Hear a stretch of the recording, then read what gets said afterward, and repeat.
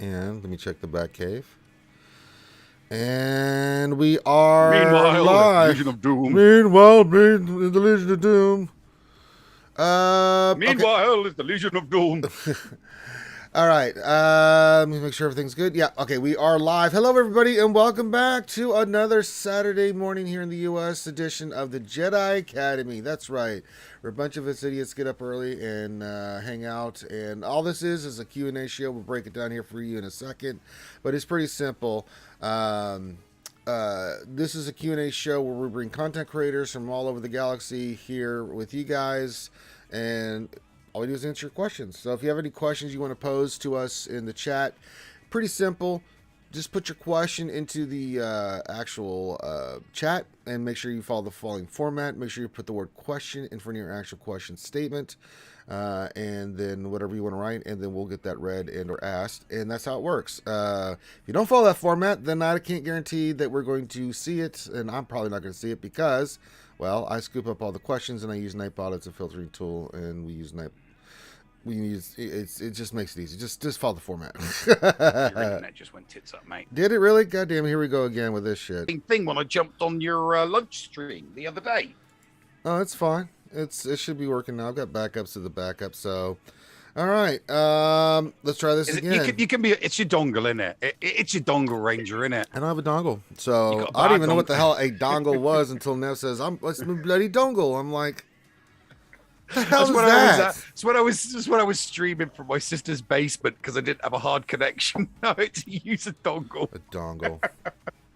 Now we got to fix. Oh god, how many times did GA Center go tits up because my dongle just didn't want to play? It's that Icky Games potato internet. Yeah. Cursing everybody. Oh, and everybody had fun at the expense of my dongle then, didn't they, as well? Nev's dongle's gone funny again. Don't let your dingle in the dirt. All right, let's try this again. Welcome to the Jedi Academy, hopefully with internet that works this time. I've gone to the backup. I have one more backup of the backup, and if that doesn't work, then we'll tits up, and then we'll all go back to sleep. But we're here to do the Jedi Academy again, and this is the show where we hang out with you wonderful and amazing folks and do stuff in Star Wars Galaxy of Heroes.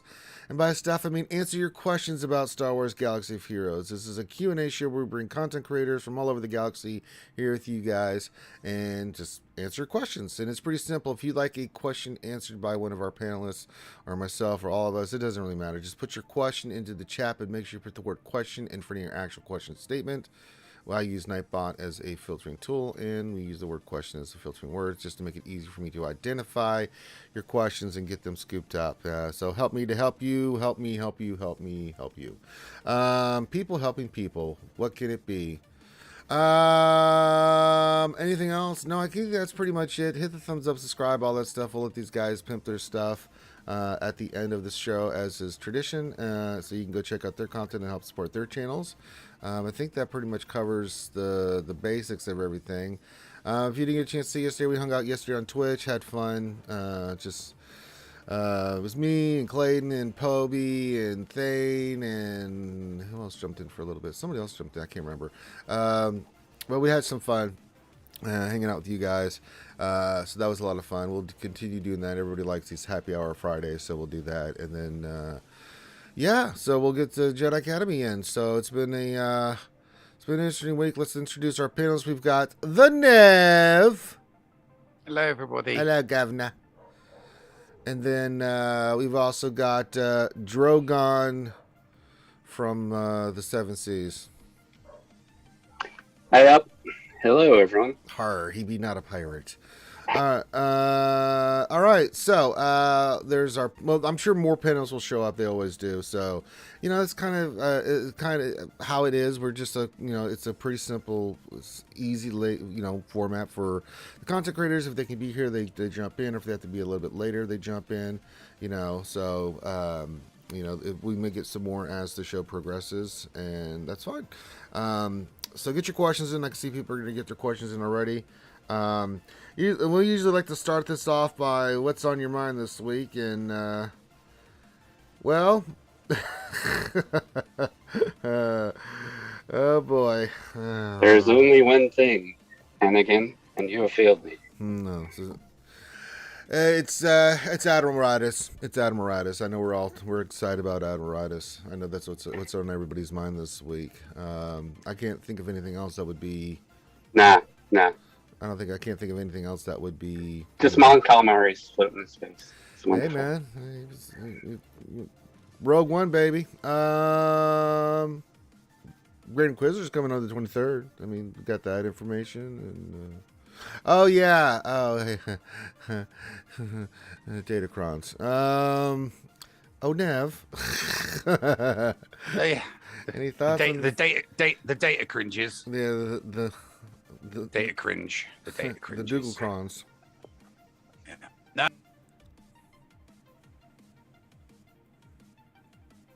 Members to Meathead since Meathead got in touch with me. Well, I've passed the feedback to him that I could. Mm-hmm. You know, there's too much profanity in a lot of the feedback, and I'm just copy and pasting stuff. I ain't cutting that, and I'm not going to sit there and cut the profanity out. So it's like I send him the safe stuff. You know. Yeah. The stuff where the Safe objective word. stuff. The safe word. The safe stuff. But no, nothing new. Nothing new. All right. It's just I still haven't finished reading the post, but I told you that before we went live. That's all right. I try reading it, and then I see something that just makes me go, Things that make you go, here's how it started. Just an example of how another Nev can. No, okay, sorry. I got a little carried away there. Drogon. Yeah. Yeah, so I love Admiral Radis. I'm a little disappointed. I watched a lot of Arnold's testing that he's not great at 3 stars, but I'm excited what he's going to do eventually with his Omicron and everything. Sure. I need help with the combination of Idens, and you only have one Wampa, right? And there's 2 or 3 squads you need them for. So that is cool.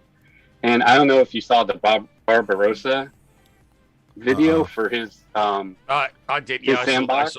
I saw the barber. I saw the video. Amazing. Malgus is, oh my god, with his Omicron, like people bounce off of him.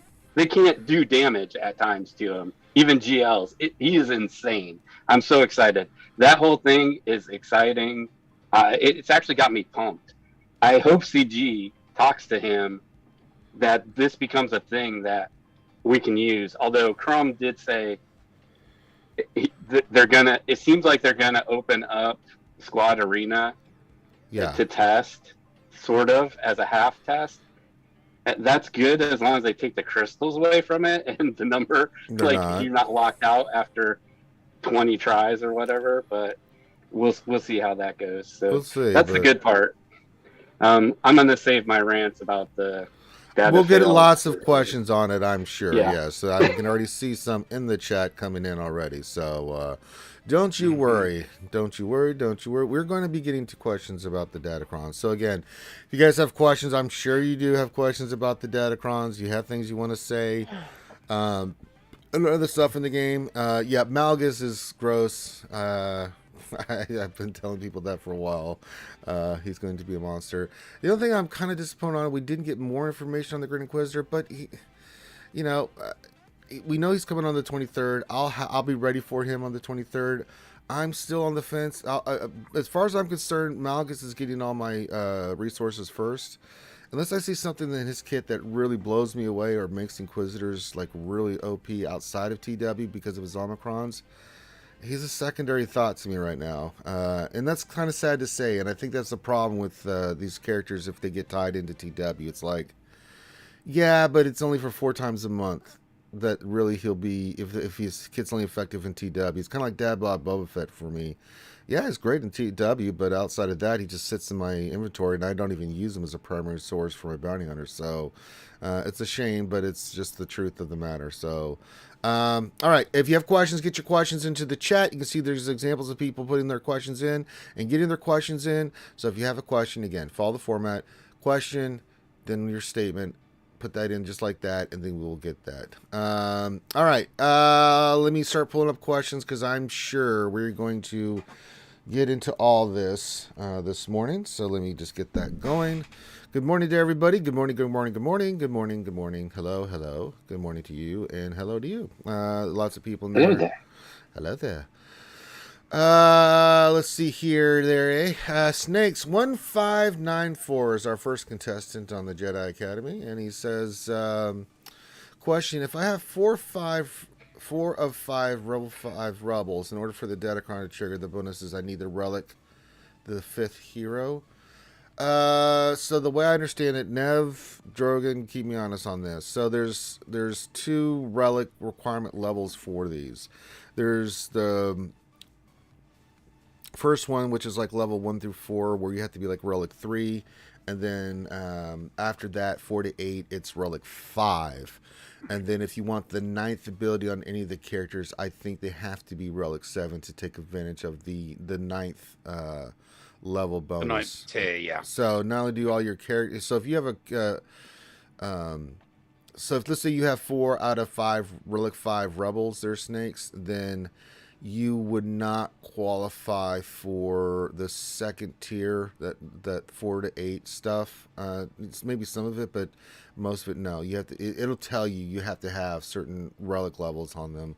And then the hero, yeah, you wouldn't get the hero because if the hero's only Relic 4 or whatever, it has to be Relic 7. So, yeah, that's exactly how it works. You know, I think that's one of the things that's gotten people up in arms a little bit about this. It's like, you know, they say it's supposed to make, you know, as you progress, your characters better, but what does that mean? Because even if you don't even have Relic 3 on these characters, you can't take advantage of the earlier bonuses on this stuff. I don't know. And this is so. This goes. Sorry to butt in, but this goes to the Heinze. Did you cut out, buddy? I'll go. And he talked to Crumb directly, and I wish he had follow-up questions because I'm reading this again, and it says levels 1 to 8 check for squads minimum Relic level. There's still a question. Does that mean the whole squad actually has to be Relic 3 to even engage this? Like, they say it only affects the ones that are there, but if it's a check on the whole squad, then that's not true either. And this is the problem with this right now. Like, we don't know if we can actually mix and match, or you have to take a mismatched group of light side or dark side that are all Relic 3 to even engage the first part. And I love Crumb. I think he's a really good guy, but he slipped in there when he started his pitch to this. Oh, once you get to 85, everybody's going to be able to use these at the low level. That's not even true. What 85 person has a squad of all Relic 3s? They may have one. And so even if they can use it, it would affect one character for the first 3 things. Like, I can't rant more right now. That's okay. Yeah, it's basically level 1 to 3. You have to have the squad's minimum Relic level has to be Relic 3. Level 4 to 8 is Relic 5, and then it says in the post level 9. Yeah, I didn't quite understand that one too. If someone hits 85, they're not going to have barely any Relic characters. You know, that's early going on. Now I've seen some accounts that are like 2 million, 3 million GP that have a couple GLs and stuff like that. So I'm like, okay. But the other problem with this too, especially for lower tier players, is it's RNG. You don't know which one you're going to get. You have to keep re-rolling it if you want to try to get the specific faction, right? And the we don't know what the RNG is going to be on the GLs and stuff. The only like good that. thing on the lower ones, it doesn't seem to be that way. It starts as just light or dark. That's your first check. And the first 2 are just like potency 20%, tenacity 15%. And those go up and down. But then when you get to that third one, that actually adds a descriptor thing, right? Is that where the first descriptor comes in? Or am I wrong on that? Man, this is so confusing. Yeah. Okay, level 3 is the first bonus. Which, okay, I was wrong. Okay, so let's go back. The first two, now I understand what he's saying. It can be on anybody, actually. Okay. It's not till you get that 3 one that determines whether it Okay. looks like it's light or dark. There we go. Because then it gives you, like, whenever light side stays or... I'm looking at this too. There's so much we don't know about this. It's still, I'm still up in the air on a lot of this stuff. And the internet's going cray again. 1 second. What in the hell's going on? Yeah, it's going cray.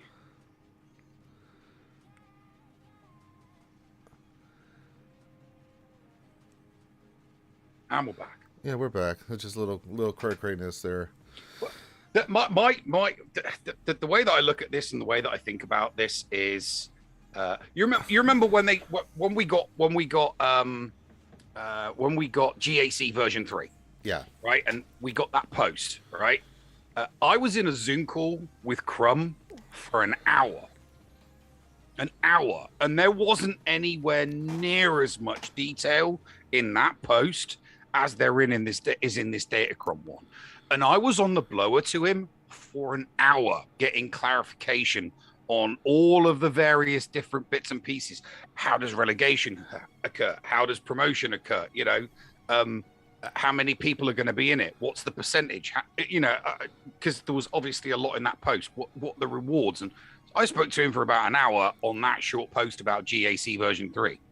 And this is like 4 times as much information, and so far all we've been able to get, understandably, of course, because we've got baby Crumb now. Baby we only awesome. got we've only had 30 minutes of Crumb so far, and Meathead is only taking written questions for a Q&A on Datacrons at the moment. When the reality is. The reality is we need a dev to sit down with a content creator and just talk someone through it.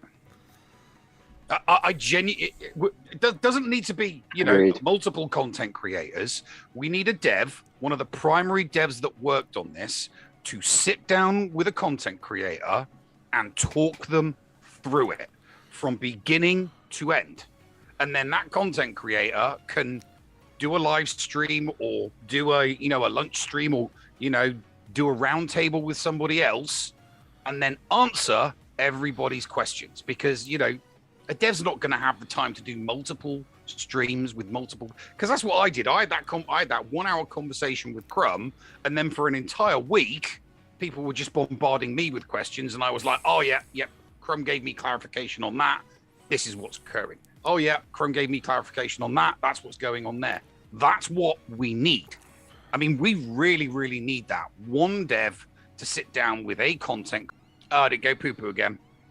What in the hell is going on? Okay.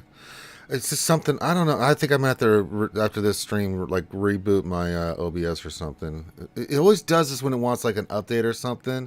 Because I'm like, It ain't the internet, because... If it's the internet, I'll know if it's the internet, because I'll look over at my other, because I've got 2 different machines on the internet, and I'm looking at the other side going, well, the internet's working on this side. What in the hell's going on, bastards? What the hell? So I'm going to have to figure this one out. All right. Let's see here. Next question from Nathan H. Question: in arena defense with JMK, the Ahsoka, and GK, is it better to have Padme or Jedi Anakin? Which is better on offense? I don't have Cam. Well, if you're going to go with Ahsoka, Ahsoka, the Ahsokas, okay. So if you're going to go Snips and GK and Cat, then, I mean, you can go Jedi Anakin. For GAC... I mean, you kind of want to keep Padme. You could put Padme in there. That's fine. I'd like to keep Jedi Anakin for your Qui-Gon team, if you could. You could put Anakin in there. And if you don't want to use GK, let's say you want to use him somewhere else, you can put Mace in there. That works fine, too. I'm trying to think of any... I mean, those are the main stuff you see in 5v5. trying to think of there's other variations. I've seen it's where it's been Cat, Snips, GK, and Mace, and then they just keep Anakin for Qui-Gon team, or I'll keep Anakin. Yeah, Padme in fives is kind of, she's used, but you can't put Padme on that team because a lot of times people are not going to put a fives team together with Padme for GR because Anakin gets pulled, Snips is going to the JMK team and stuff like that. I don't know if you guys seen anything else the JMK team variant on that. That's pretty much how I see it in fives. I just unlocked them, so I haven't had a ton of time because I don't have the ultimate yet. But the Padme seems to be more of the defensive side of it. I see that a lot put down. Of course, a lot of them want to run. Which Anakin is it? The big Anakin. Yes. But you can't do that in GAC, obviously. None of fives, no. Yeah. So I would think you have a couple other options. Mace obviously is a good one. It depends what you're doing with other Jedi and stuff. Depending on what you go out of, I would think Grandmaster Yoda, depending on how you have him, because he could give you that burst damage if you need it. And honestly, Ayla, depending on what is there, her stuns are insane. If you if you're going against something and you need a stun or do something else, I mean, she's not a bad one because she's going to assist all the freaking time and hit people in that group. And, there could be some shenanigans about that. I want to test her in Squad Arena eventually. It may not be the greatest against, Galactic Legend versus Galactic Legend, but if you're beating something else up using it, those are a couple choices I can think of off the top of my head. All right. Yeah, I do the reverse power jam. There you go, baby. What else? Any three question? Any new insights or perspectives after Crumb's session? After Crumb's session on Heinz's after Heinz's. Let me try this again. Any new insights or perspectives after Crumb's session on Heinz last night? Not really. I didn't pick up anything. I mean, I watched the entire interview, and then I saw Baby Crumb, and she looks absolutely amazing. Oh, she does. She's so cute. God. She's so adorable. God, she's so cute. So adorable. So I did. I caught a couple things. I don't know how much I want to scare everybody, but the biggest one is in Whale Quest now. Conquest is going to be solely for whales because them putting that on a single node that costs energy, I know you can kind of do your feats through it, but this is going to cost more crystals, more refreshes, and the loot crates are loot crates dropping random stuff. That was the biggest thing I took away. You're not guaranteed a datacron every time. You're not guaranteed the stuff. And I didn't even realize till I was scrolling through the post to prep for this, that not only is there one kind of ticket to do the first upgrade, but there's a second different ticket to do the rerolls. Right. So it's not just a 3-ticket system, it's a 6-ticket system. It's a lot. I will say the one thing that I did take away from it, and it's got me a little bit disappointed, is the whole the datacron, the ability to get datacrons is going to be from territory wars and it's going to be from conquest, and the datacrons are going to, their primary use is going to be in territory wars and in GAC, so the whole PvP thing. Right. Now, if you didn't like a game mode, you don't, if you don't like Conquest, you don't have to do Conquest. Doing Conquest doesn't, the other modes of the game aren't dependent on you doing Conquest. So if you don't like Conquest and you don't want to do, challenges, if you don't want to do challenges, you don't have to do challenges, right? Because whether you do or do not do it, it's not dependent on other modes of the game, right? Likewise, for me, I don't particularly like Conquest, so I usually get sometimes I'll get halfway through Sector 3, sometimes I'll complete Sector 3. And I don't do it because I don't like it. I don't enjoy it. And I don't have to because me doing that isn't, it's not dependent on any other game mode. Right. They are making, whether you are successful in GAC or Territory Wars, dependent on you now doing Conquest. And likewise, doing Territory Wars is also now dependent on GAC because you get the material, whatever it is you need that they're going to give you from Territory Wars in order to do stuff to your Datacrons. So the introduction of Datacrons is interlinking everything in the game. So in order for you, so if you want to do well in GAC, you have to do everything else. You've got to do everything. You have to play to the fullest all of the so you have to play and do well in Territory Wars because you're going to need the rewards so that you can roll or upgrade or get your Datacrons. Exactly the same with Conquest. Now, I'm casual on Territory Wars and I don't bother doing Conquest. I'm now going to have to do and spend a hell of a lot of time doing it properly, those two game modes that I don't have a lot of affection for. Mm-hmm. Territory Wars, hey, Territory Wars, my guild leader, my Territory War officer, puts out instructions. I follow those instructions. I do my defense. I do my attacking. But I'm specifically in a guild that's casual enough that it doesn't matter whether we win or lose. They're going to make the rewards super good winners.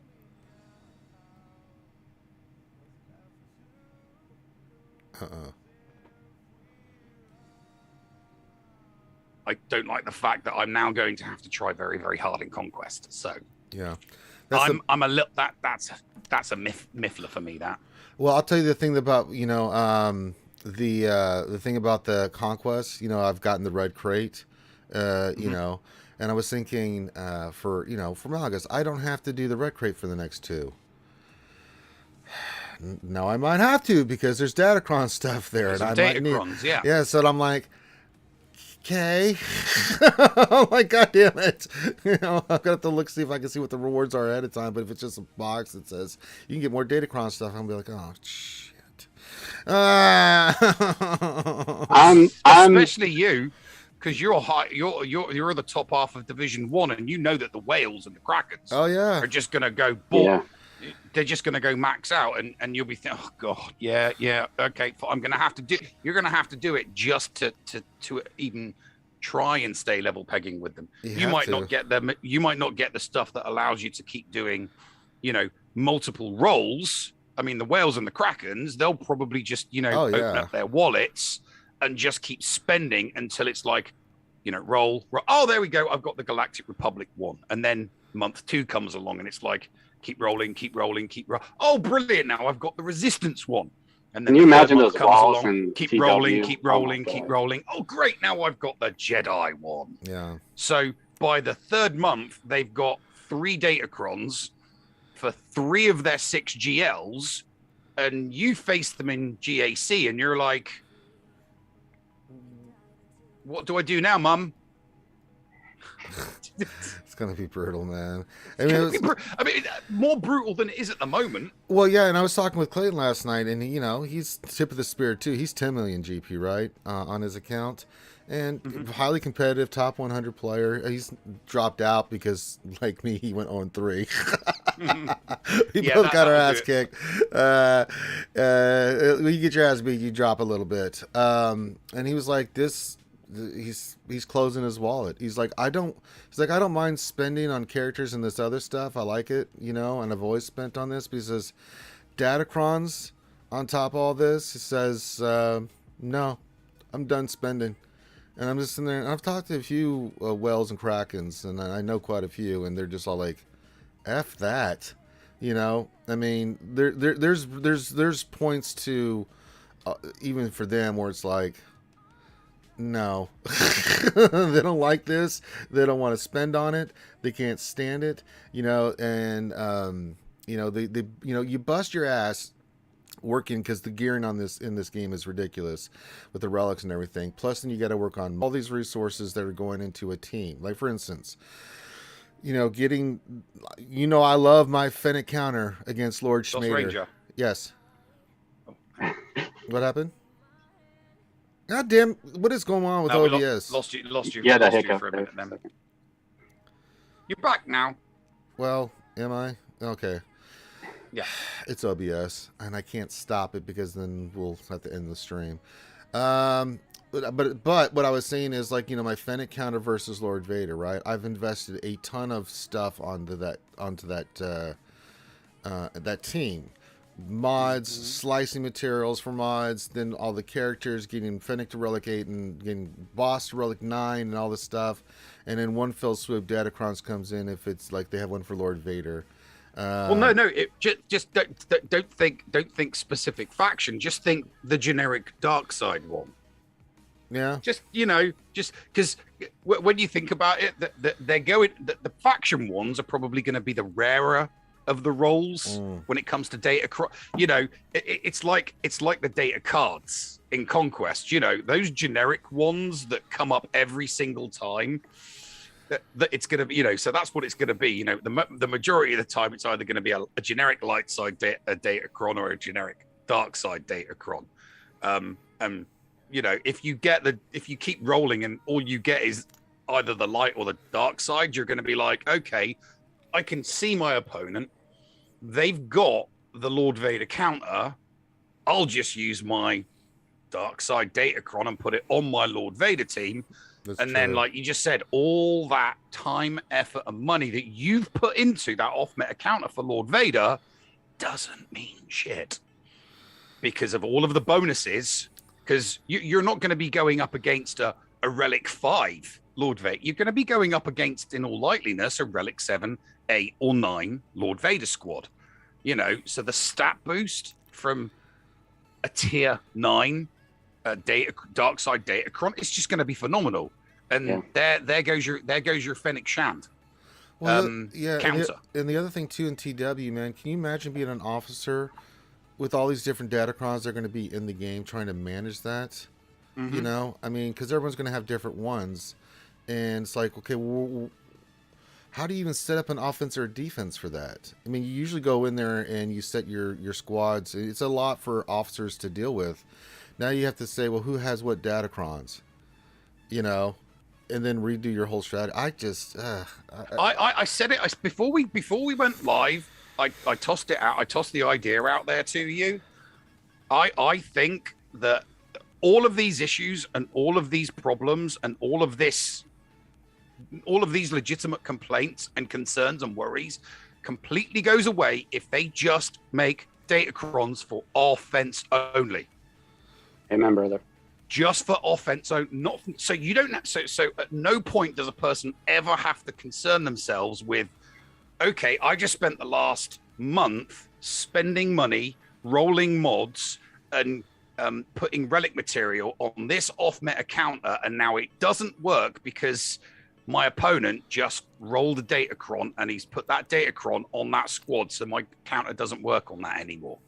And he's got 3 of them on 3 teams on the front wall, making GAC boring, dull, because you look at your opponent, go, "Yep, not going to beat that. I'll do my one battle and get my crystals," and then it's keeping your fingers crossed as to whether or not you come across an opponent with 1, 2, or 3 datacrons. Make the datacrons. I think everybody needs to hammer this. Meathead is asking about questions. Make it a leading question. During the, is there any chance that you could just make datacrons for offensive purposes only? Just put in the chat if you agree with me. Just type it in the chat now if you agree. Would your fears be allayed? Would your worries and your concerns be completely dissipated if you knew that datacrons were just for offensive purposes only? Right? Which makes it fun. And it makes it fun and it makes it useful because you're, somebody that doesn't have I'm going to have 2 GLs for the next 5v5. I know I'm going to face 5 and 6 GL opponents. But if I know that I've got 2 or maybe 3 Datacrons, I'm thinking, right, okay, I've got a generic light side, I've got a generic dark side, and I've got a bounty hunter one. I'm thinking, right, okay, I'll put my 2 GLs on defense because I've got 3 Datacrons. I know those 3 teams are going to be absolutely awesome, and I can use them as off-meta counters against the potential of my opponent putting down, some GLs down. All right. I agree. Oh, so everybody's saying I agree. it. Yeah. They're all. Everybody in chat's agreeing with it, except for Darth Zion. That would make them fun and put some less pressure on it, because and I think people more people would be inclined to go for it. Yes. The Whales and the Krakens are going to spend regardless, but yes. that people would free to play and the lower whales, the dolphins, the minnows would then look at it and like, ooh, okay, give it a few months and the guide videos come out on YouTube and it's like, oh, the light side Datacron with this squad is awesome, and then everybody's like, right, okay, now I want to do Conquest, now I want to do Territory Wars because I want to get that Datacron so that I can put it with that light side squad, because I know that a Datacron on that light side squad is a counter to this GL. People, it's more fun when you look at it as giving you more options from an offense point of view, as opposed to being worried and concerned that they're just all going to get dumped on defense, because that's the concern at the moment, is that all of these Datacrons are just going to get put on GL squads and dumped on defense, so it's impossible to have fun with the game mode. Pretty much. Well, this could make TW better for officers, because if that's what happens at the high end, if you break one wall, you're done, right? That's a win. You don't have to beat anything else. You're assuming you're going to be able to beat it. Yeah. Well, no. What's going to happen is, I actually don't think in TW at a point, if this really works how we think, some of these are this powerful. The whale groups and semi-whale ones, guilds, are going to hold back the majority of their GLs, because they won't put them on those back walls. You need them for offense now. So if a Padme team can really hold up against the GL, and you have to, with that reflective damage, you have to take 1 to 2 GL squads just to kill one of those. Aren't you going to keep all your, like, this inadvertently may take the GL.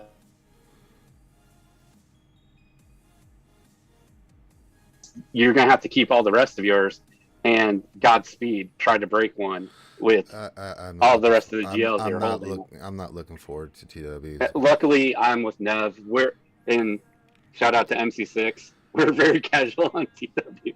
In fact, we're just experimenting with stuff right now. But I want to go back to something Nev said about missing challenges or conquests. You sparked my brain when you said you could skip those. You can't really. They rolled this out with Omicrons. If you're skipping challenges or conquests, you're not getting Omicrons. And Omicrons was the test balloon for this, because Omicrons work the same way, just in the thing. But the beauty of Omicrons is, and all my crappy iPhone videos on Epic Fails, if you want to see them, are a faux pop of Wampa Omicron. You know exactly what you're getting out of them. I don't understand the randomness of this, except for $signs.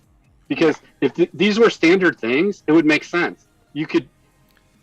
Territory Wars could go, okay, we need you to roll these. We know if you get this, it's gonna be this. But you can't even count on that. There's so much randomness in this. Oh my God. It's like, too much. There's too much randomness and there's too much specificity. Yeah. Yes.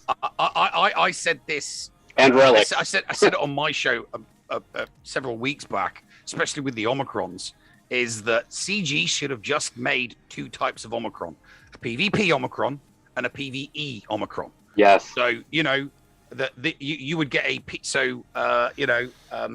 Juhani just got an Omicron. you make it either a PvP Omicron or a PvE Omicron. You know, so if it's a PvE Omicron, you use it in territory battles and conquest. Stuff. Yeah. You know, and if it's a PvP, you're using it in GAC and territory wars. You know, plus that encourages people to make more investment. You know, because you get those guilds that are all about territory battles. So let them go down the PvE route. It's like, oh yeah, okay, we want to do better. And obviously the side effect of that being you get to do well in conquest.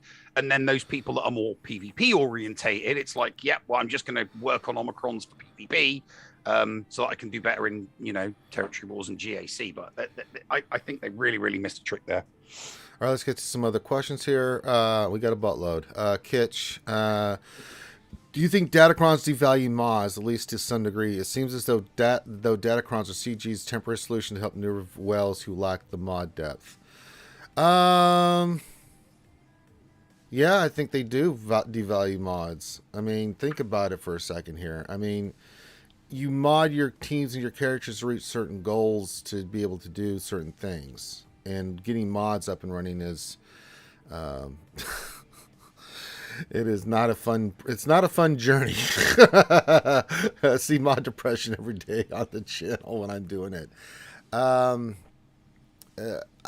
just don't see how it doesn't. I mean, I could have my team modded to the hilt, but if I'm going to go in there and there's somebody with a Datacron on there that has, like, say, mirror damage or some of these other stats that are on there, that completely negates everything I just did for that team. So... You know, for your team, for the Datacrons, if you have, you know, if you're getting some of the stats, say you're a newer player and you're getting Relic 3 bonuses at least, right? It does help you out if you have all of them Relic 3, you're right? Because you have to, for those 1 to 4, you have to have Relic 3.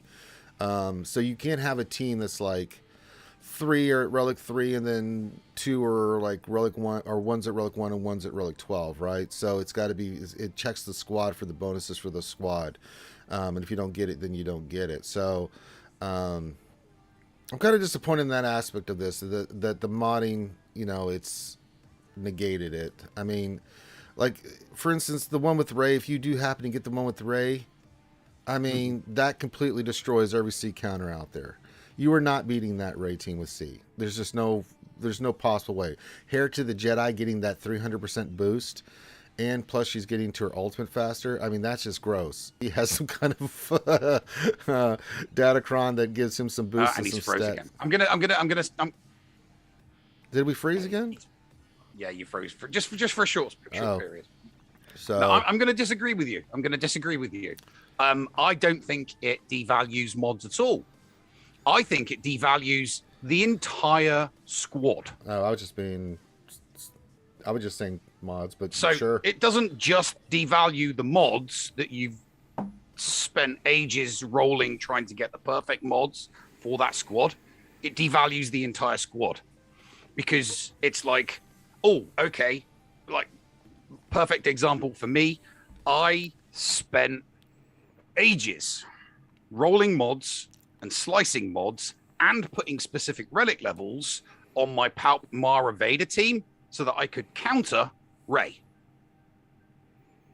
If I come across someone with that Ray Datacron, I've wasted. I've wasted hours, hundreds and hundreds of hours playing the game to earn the crystals to take the characters to specific relic levels and roll and slice mods to come up against, and it's useless.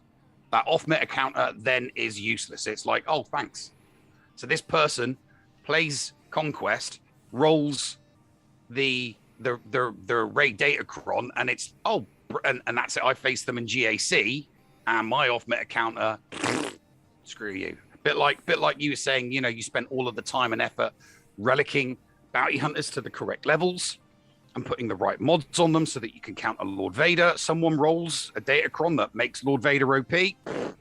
All that time and effort you spent and money on getting the bounty hunters to the right relic levels, and obviously, like you just said, the mods.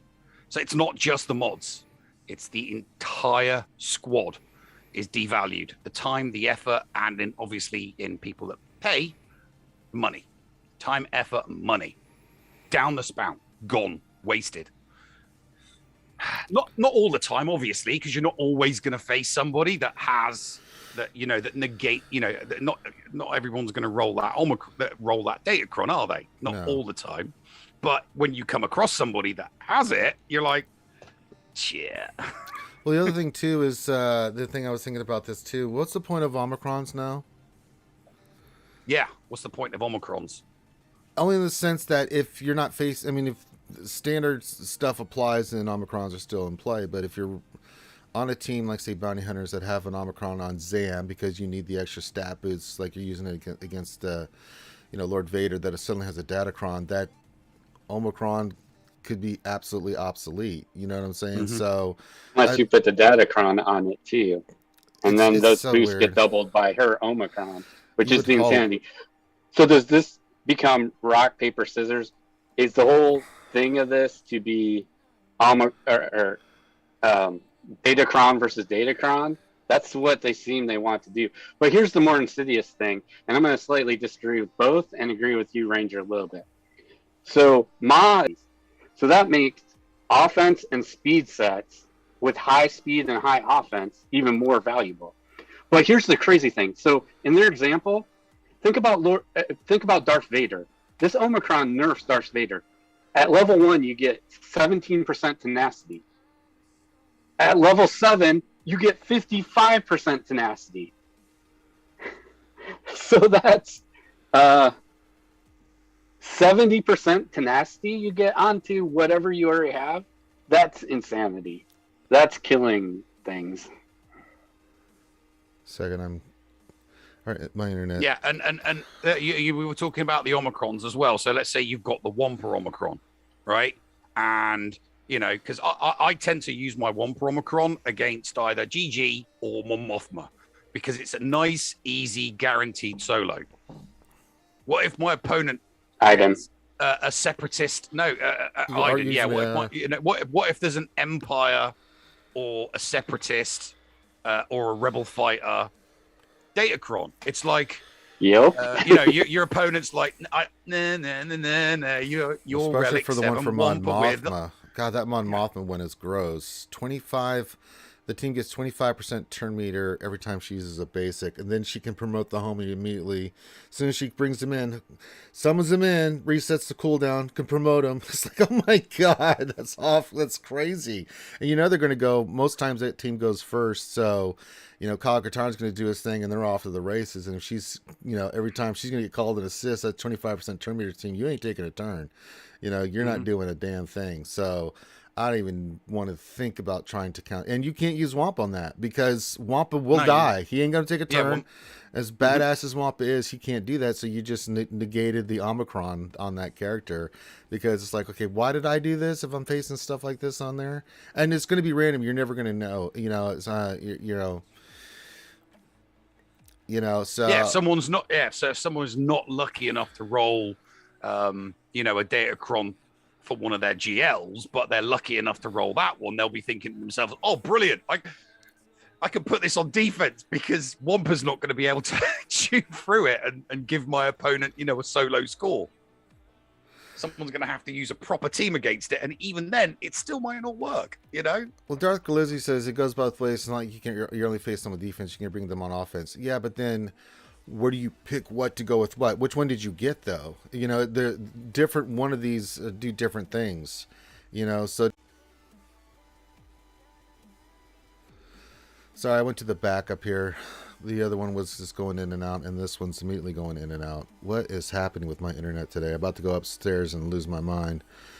We'll try this one for a second, see if it works. Just hang with me, guys. I don't know what's going on with the internet. I think it's something with OBS because it's not my internet. My other computer is running fine, but this one's doing it. But yeah, I just think too that also if you have this for offense, let's say you don't put it on defense, it negates some of the stuff that you have for defense too. It goes both ways in the sense that unless we can know ahead of time what they have for Datacrons in their inventory, like we can look and see if there's a Datacron on the team and then make plans according to that, then I just hate all of it. I really do hate all this. Exactly. I hate all of it. It's horrible. you have no idea. There's no way to. I mean, there's potentially no way to plan for it because we know now, obviously, with the updates that they've done to GAC, you can update between rounds now. It doesn't, you don't have to, like you would lock in at the beginning of the week Right. and then you would be stuck with that all the way through the week. That's not the case anymore. You are able to, not unlock and relock, but it updates everything. It updates your roster from round to round now. So a whale or a kraken can be like, oh god, yeah, that Datacron didn't do jack shit. I'll slap my wallet down and I'll do some more rolling. I'll spend some money and I'll see if I can roll something better. And I'll try a different Datacron, that kind of thing. And then it's like, right, okay, I'm happy with that one. I'll stick with that one for the next 3 months.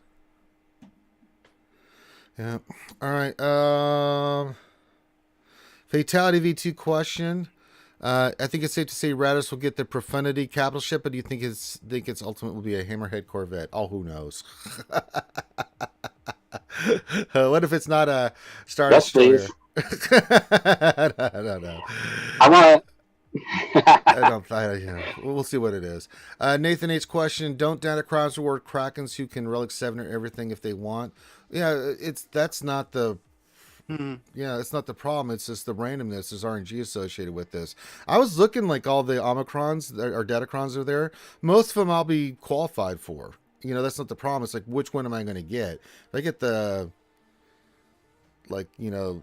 Finn one, okay, great. I'm not keeping that. I mean, but how many times can I re-roll? That's the thing that's going to separate the big spenders from everybody else. Is they may just say, you know what, screw it, I don't want this, and keep re-rolling and buying more materials to re-roll. I mean, that's the thing that CG's probably hoping for, is that people will be like, well, I don't want that one, that sucks, because they want the big hitters. They're going to keep going until they get the Ray or the JMK or the JML or the Jedi Knight Luke, those ones that are just absolutely ridiculous for those teams and factions. Be like, okay, cool, I'm going to get that. And then the rest of us are going to just kind of be on what we get. It's going to be totally random. Free to play, it's going to be like whatever you get with that first, that's it. You're done. You're just going to be happy with what you get. Happy with however RNGesus treats you. Yeah. And then I'm stuck because I'm not going to waste resources constantly rolling, and it wouldn't make sense for me anyway because I don't have full squads that I'd be able to take full advantage of anyway, and I'm only going to have like 2 GLs. Yeah. I mean, like for you, if you rolled one for, say there was a Datacron for Imperial Troopers, you're going to be like, well, it's nice, but it's only going to be good for you, up to tier 3, isn't it? Yeah. Because from tier 4 to 8, you need Relic 5, and your Imperial Troopers. Most people's Imperial Troopers, it's, all of them are at Relic 3, and then, sure, everybody goes OTT on the Dark Trooper, but, you don't need to go beyond Relic 3 for your Viz and your Stark, and you don't, do you? You just don't need to, your Gideon, they can all stay at Relic 3, so your Datacron is only going to be good up to tier 3, isn't it? Yeah. Let's see here. Darson 1972 question. Crumb said max Datacrons is 32. How in the heck am I supposed to be competitive in TWGAC against someone who wells on them? I'm worried about losing crystals. Start worrying. I don't know what else to tell you, brother. Start worrying. Mm-hmm. I mean, I don't know what else to say. I mean...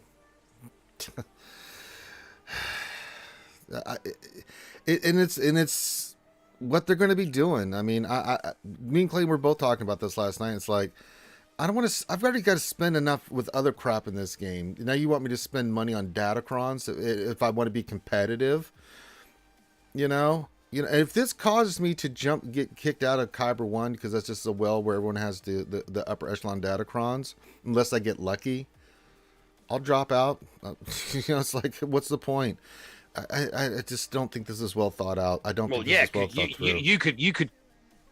You could come up against a Kraken, You could come up against a Kraken that's only what 6 or 7 million GP, but because they're a Kraken, they're just they haven't been playing the game as long as you, but because they're a Kraken, they're Relic 9ing everything. So yes, it's a smaller roster. Yes, they've got fewer squads, but their squads are more intense because they're Relic 9, and they can spend money rolling Datacrons until they get, the perfect Datacron to put on one of their defensive squads that you're not going to get past Ranger. So you could find yourself in the situation where you're up against a 4GL 6 million GP account that's a Kraken that's gone Relic 9 and has the most super duper Datacron on one of their GL teams that they put in that front territory. And yeah, sure, you've got a 9 mil GP account, just shy of a 9 mil GP account with all your GLs, but your GLs are then become useless and can't get past that. Yeah. That's what's going to get you knocked out. That's what's going. It has the potential to turn Kyber 1 into a pure Kraken division. Yeah, it really can. Who joined us? Oh God, oh Jesus, it's the blunder from down under. It's the one and only Hoinsey. Hello guys, good Hello. morning. Hello. You're live. How you doing? You're awake. You're alive. Yeah, I've just been off at a friend's birthday party, so I've had a couple of quad ales, and I just thought I'd pop in for the last hour. I'm sorry I'm late, but I thought popping in late than not at all. Well, there you go. It's better to pop in and then pop out. All right. Well, quickly, everyone's win. Hey, Heinz, you guess what we've been talking about? Can I add something to that, Ranger, real quick? No. Okay. Anyway,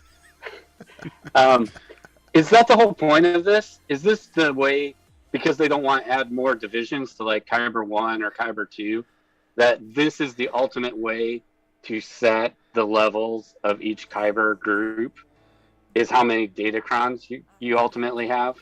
Because in the top couple of Kyber tiers, that is going to be it. You're going to go 0-3 consistently if you don't have some of these. And I was looking through the first set, like, I only have 2 that I could even put on the end 9 thing. I just got Master Kenobi, and I have Jedi Master Yoda because that's in the climb. The rest of them, I don't have anywhere near Relic 7. So not only is this random, but I only have a 2 in 10, 12 chance of getting the final one that I could actually use. That's insane. Yeah, it's all about the relics, baby. The big Krakens are going to make sure that the 3 Datacrons that they're holding go with 3 of their GLs to make that 3 GL teams just impossible to beat on defense. Unless your opponent had the same. Yeah, that's the randomness we were talking about here, kinds of the RNG factor of this, and then you only get 32. The same as mods. I mean, there's no look. This is another step up, right, from mods. I get that, but I mean, I've been up guys that have had double the amount of mods I've had, and I've beaten them. I mean, I'm not saying that this is the same league or the same scale, and really, none of us know where it's at yet, and we have an idea from the figures and the numbers on where we think everything's going to go at. But look, I've been up against guys who are 2 mil GP less than me, and they've beaten me in 3v3 recently because they outplayed me, they outsmarted me, they used their roster to the better ability. That's never going to change, regardless of what's in the game. You are going to get different levels of that, and I'm not here to say they're a good thing because I don't agree that they are. Make no mistake, but I just think that we really need to see them in the wild to see whether they're good or not. And I think everyone's jumping to conclusions that they're the be all end all, and this is it. I'm just not sure yet. That's all. Well, here's the thing, Heinze. I think that people are scared of because the skill-based matchmaking isn't skill-based. Like AP Games, right? His roster is only like 5 million or somewhere in there, and he goes consistently against 7 to 9 million roster, right? Mm-hmm. So he has almost no characters. In fact, he only has 1 Galactic Legend that can get this final, tier of these things. Mm-hmm. Now, luckily in this first one, it would actually be his Galactic Legend by random chance. Correct. But that's only for this first one. Correct. But then you're not going to see the rotation for a year to get back to Master Kenobi. So he's going to consistently go against people who have these and just loot. You know what I mean? Is that good for the game? That people are going to free fall? They're playing better, but they're going to lose because of these mechanics. Well, not necessarily, and this is the point. This is what I'm getting at. If he saves it for attack, and your opponent is still more efficient, what's the advantage? Yeah, but they could have 2 on defense and then No. That was the question. Shock him out. Was this? You're saying that if he has it and he puts on defense, he wins. What if he saves it for attack because he's worried that the guy's going to put his on? They both save it for attack, and they both go into a straight up. Yeah, but my point is, he can only have 1, and they know that. Literally, he can only have 1. They could have 3 to 5 to 7. But using them correctly, you can still win. That's my point. No way. The bonuses are too big on these. There's too big. I'm just looking at. There's no way. Let me rephrase that. And I mean, look, I'm not advocating this. Let's be clear. Okay, let's be clear about this, because I mean, I had one conversation with Crumb last night, and everyone thinks I love these things. I don't. Let's be clear about this, right? Okay, let's be clear right now. I'm not advocating it. Okay, let's be clear about this. What I am saying is that everyone's saying that the whales are loving this. No. Oh no, they're not. We just had that conversation with Clayton last night. Yeah. Okay. Sorry, I'm late. I'm late to the conversation. No, that's fine. No one's happy about it. But you're saying that at that level, and like if you go up against one guy with a datacron and one guy without it, is that the discussion? Yeah, but like there's going to be a lot of those. Yeah, but in GIC right now, because of the skill base, you're seeing 4 million accounts go against double the GP, right? How are they matching up on that if it's skill based? Is that because they're not attacking their opponent? Well, no. So there's a lot of discrepancy in GAC happening right now, Heinze, where huge.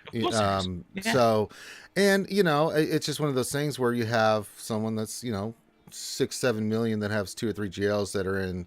You know how that is in Kyber, man. But it just there's a lot of people have dropped. It. I've done that to other people. Well, it's more about. So here's the point, Heinze. It's I get what you're saying, but like for the free to play players and the players that lightly spend, right? Even the Krakens, I know. I'm with you on this. Clayton was pissed about this. He ain't spending money on this, and I tell you that much. And that guy spends $1,500 a month. I'm hearing that all over the place. This is nothing new. But the thing is about one is the RNG nature of the Datacron. So if you're not going to spend, you get what you get, right? So the ones that are going to spend on this, they're going to go for those big ones. Let's just be real. They're going to go for the Rey, the Jedi Master Luke, the Kenobi, right? And if you didn't get, you can keep the ones the ones you got for offense and stuff. But the problem being is, if you don't have something to counter those 3, like a big one too, what are you going to do? Like that one for Rey Hair to the Jedi, 300%, plus she's getting ultimate turn meter base. I mean, that's crazy. That's crazy. And that's the thing that I just don't understand here is what is the end goal of this? I mean, 2 random, it requires relic levels on each of the stages. It's just, and it kind of. And gear progression is dead. We're done with the gear added. This is what doesn't make sense. Plus, we can't even test it the first time it's out. Isn't that what he said last night? That Squad Arena isn't even going to allow these in when they put them. No, he said it's delayed. It's delayed. They're going to not the horses or the horse in 2 weeks. Yeah, 2 weeks. Yeah, thanks. So you'll get a chance to. But I mean. Yeah, I don't know. I'm just not a big fan of this. I know you're not, Heinze. I know what you're saying. But, skill GAC, there's just times, though, Heinze, and last week, it's not that I'm not good. I'm really good at GAC, but, the dumb I am climbed up too high, and these accounts just smoked my ass. In 3v3 this last week, I went 0-3. Oh, of course, I'm the same. Look, even at my level, I'm in Kyber 1, right? Yeah. I'm struggling after 3v3 to get to hang around, for my level, the top 100. That's what I'm aiming for. I'm aiming for the top 50, top 100. It's still a challenge. Everyone has their own challenges. I had a shocking run near the end there. I couldn't take a trick. Doesn't matter what I did, it went sideways. That doesn't change how I play the game or what I've done. That's just the situation that I've been dealt, and I'm not making excuses for it. Well, you mentioned AP gains, and if he's got a Datacron, make no mistake, his opponent's going to have a Datacron as well, one way or another. And if he doesn't, well, that means that you're squeezing your roster to its full capability. Who else joined us? Oh, Calvin Awesome joined us. Calvin. What's up, Rager? How you doing? Good morning, guys. What's going on, buddy? You got some coffee? You got some coffee? No, I haven't got the coffee yet. I'm trying to drink a lot of water first for reasons, but that's okay. Yeah, I'm doing good. How you guys doing? We're doing good. Heinz's drinking coffee. It's called beer. Yeah, I'm drinking Jack. It's late here. Why not? Been a long day. Let's get to another question. We'll get Calvin's perspective on this first, and let everybody else jump in. Darsign 1972 question. With Datacrons, I'm really concerned that all the work I have invested in mods is now nerfed in GACTW. People can just get Datacrons now and have inferior mods and win. How's that fair? What do you think? What do you say to that, Calvin? We'll let everybody else get to perspective. Well, these are going to compound. So if you have superior mods to your opponent and you both get Datacrons, you have the upper hand. If you have weaker mods than your opponent and you guys both get Datacrons, they have the upper hand, because this doesn't just rip away. It doesn't say that doesn't matter. In fact, it might even make your superior mods more important, because we're looking at a lot of these effects. I'll just take Alis randomly. Whenever she gets a stun, she gets a bonus turn. Well, if you have the superior speed mods and you get to go first, and then she just rams the entire team, your mods actually made a bigger difference. The Datacrons actually enhanced your mods rather than took away from them. So there are examples all over the place, but these really don't devalue anything. They are specifically to enhance what your roster already has going for it, if that makes sense. If you're still faster, you're still going to be faster. Yeah, and that's the really nice thing about the Datacrons is if you look at all those bonus stats in there, they specifically left out speed and offense, the two most critical stats that mods offer. So, again, these aren't perfect by any means, but you can see how they intended for them to be used. Well, let me put it to you this way. Imagine if they added 100 speed. They learned their lesson a long time ago with mods, that they can't just add speed to everything. It's why relics don't have any speed either. Relics are just chock full of the other stats, and it really was a soft nerfing to speed. I mean, we even saw that with 6E mods, health got like a times triple on them, and speed got, all right, you can have 2. Well, let me give you this scenario. So you're facing someone, you got the, I don't know, the Momo, the Rebel Fighter one. They've got the Ray one, right? What are you say that the Datacrons, counteract each other. Now of the two, I'm going to say the Ray one's a little bit more OP.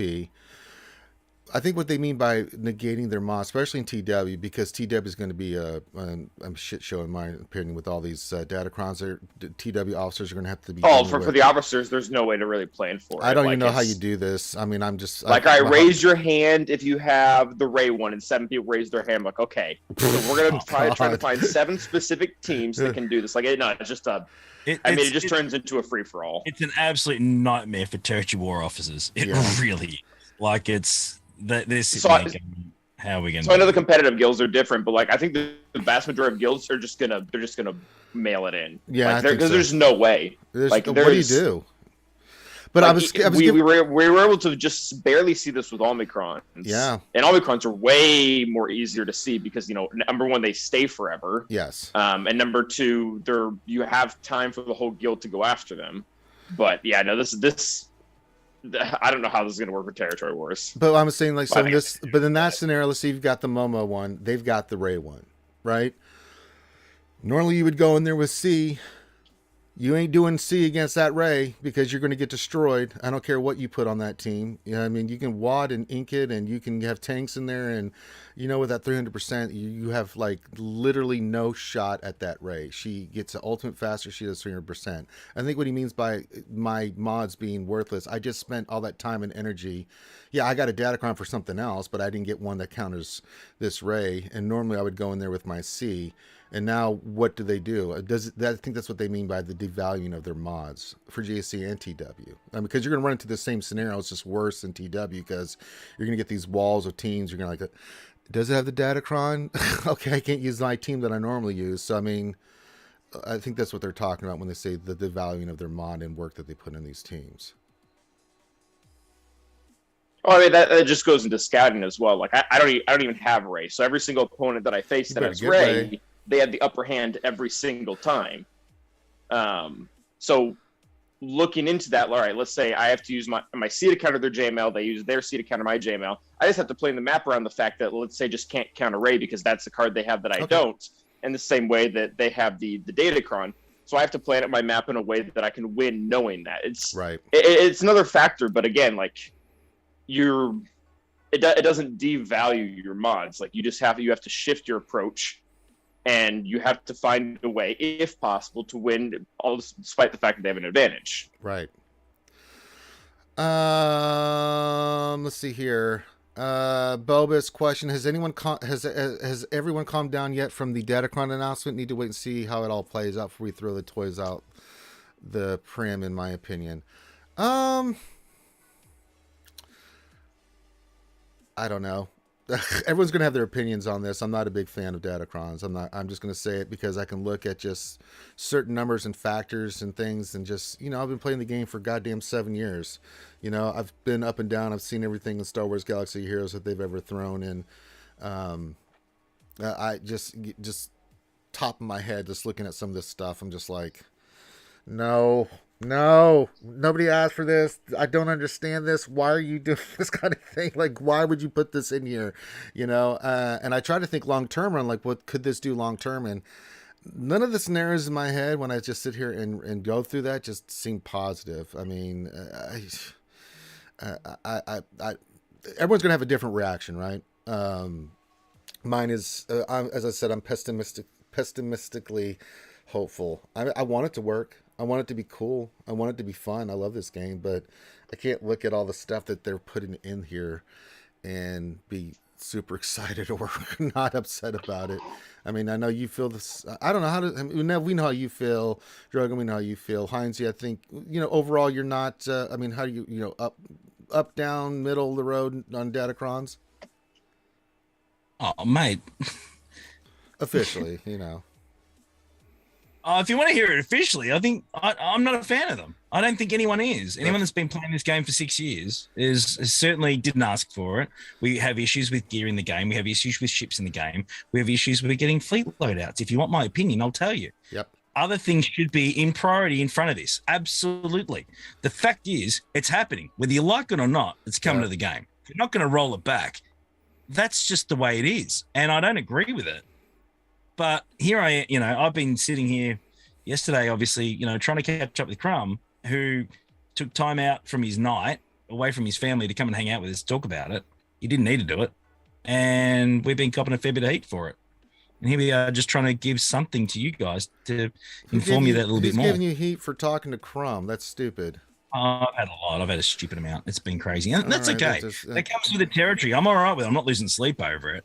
But everyone thinks I'm some sort of Datacron lover. If that's the case, well, you can just go and right off, because I'm telling you, I don't want it. I do have a question for Heinzie and Calvin. I asked Ranger and Drogon before they joined the stream. How would you feel about Datacrons if they were just for offensive capabilities? I don't care. Yes, please. Offense, defense is irrelevant for me. I don't care. I mean, if they're offense, it doesn't matter. You're gonna use it on attack. Most people are gonna set them on defense, just like anything that's new in this game, right? In GSC, you get a brand new Omicron, you get a brand new addition to the game. What do? you don't risk it by keeping it for attack. You're going to chuck it on defense, right? Because then it's someone else's problem. How's this going to be any different? Yeah, it is what it is. And I don't agree with it, but that's just the way it's going to be. Oh Like no, we everything do like we do with everything in this game, Heinz. You and me, as old crusty timers. We've been there, done that, got the t-shirt dev too. You know, I mean, we've seen plenty, and we've just rolled with the punches and just adjusted for it, right? Whether we liked it or not. Calvin, your overall thoughts on Datacrons? Up, down, middle of the road? What do you feel overall about them? I'm towards the top on optimism. I definitely like where they're going to go. I think that there are some pretty big kinks that need to be worked out that I don't think CG kind of factored in. One of the bigger issues that I have with it is the gating it behind so many relic levels. Mm-hmm. Just because, in theory, like the amount of people that are going to be able to fill in multiple of them that have just R5 teams across the board isn't that high. So I don't love that. I also think this was way too soon. I think the Omicrons have been keeping GAC and TW very fresh, new, and relevant for ever since they came out, and they were, in my opinion, just not old news yet. Like they weren't even close to where Zetas were, like not even relatively. So I think this was honestly way too soon. Like I could have given this another 6 months to a year. And I don't like how a lot of them are immediately coming on a lot of them are immediately coming on meta characters already. Like the whole point of this is to revitalize our roster, make it more usable. Why in the world are several of the Datacrons immediately going on the most meta characters in the game, i.e. JMK? Because nobody has on-meta characters at R7.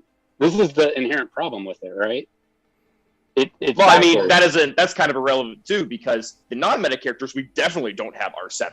Yeah. Like, you're much more likely to have JMK R7 than you are to have Ayla R7. Yeah. Yeah, that's what I mean. That's the problem. They can't put a Tuscan ones out because who has R7 whatever Tuscan leader, right? Better not. Like Arnold and maybe one other person in the whole galaxy. But this is the inherent problem with this. It's not.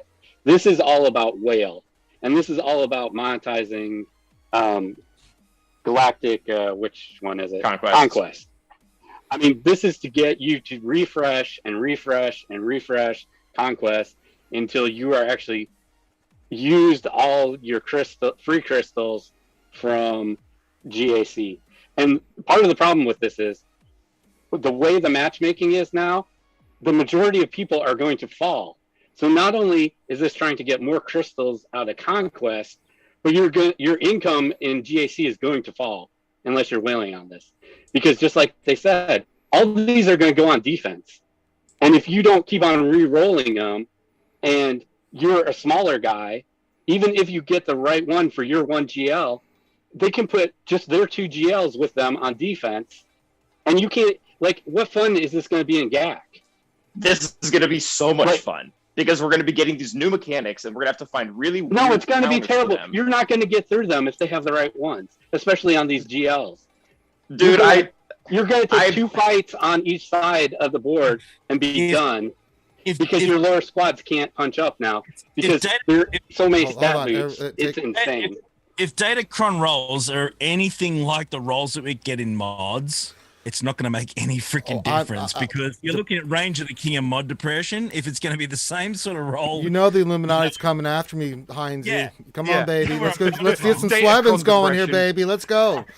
If they're using the same RNG system for Datacron rolls as they are for mods, that's going to even the playing field a bit because some people are just going to get crap runs and crap rolls on over and over and over and over again. Yeah, Loki will hit all 3 on the first rolls. I will roll 32 times and get nothing. So yeah. I mean, I'm just look, and I'm not advocating epic. I'm certainly not having. I'll advocate them. I'm definitely on the optimistic side. Like, well, it's just the amount of opponents that have the Omicron that I don't have, that have the GL that I don't have, that have the mods that I don't have, that have the 1,000 relic levels that I don't have. That's the challenge. Bring it on.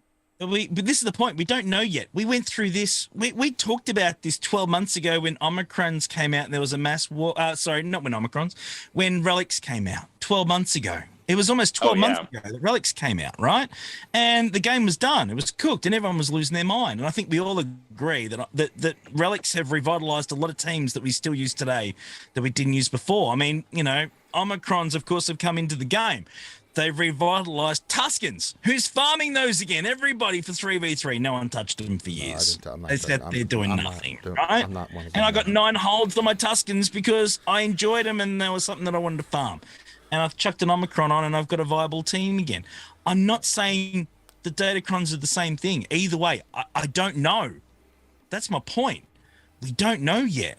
And they, you know, things certainly on paper don't look great.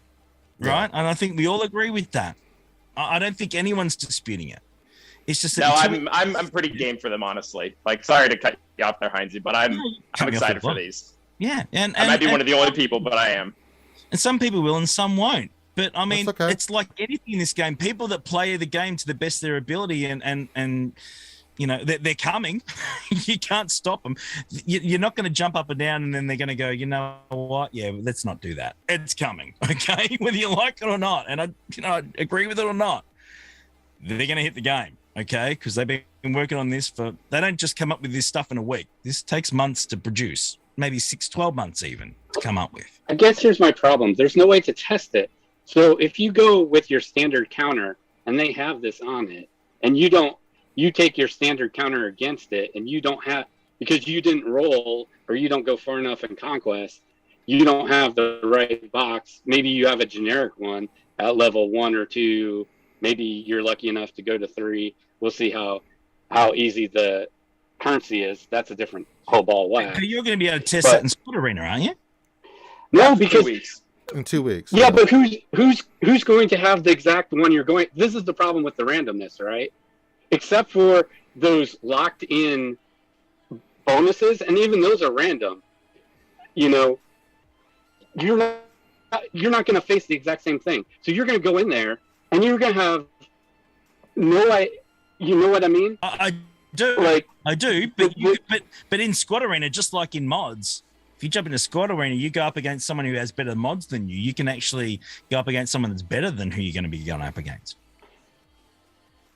Agreed, but like the chances that someone's going to put one of those with the top tier 1 just sitting in Squad Arena, you know.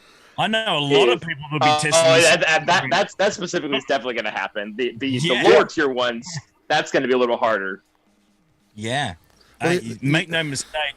People are going to be testing. Assuming you can get to the top 10 of your Squad Arena. I sit in the 50 area.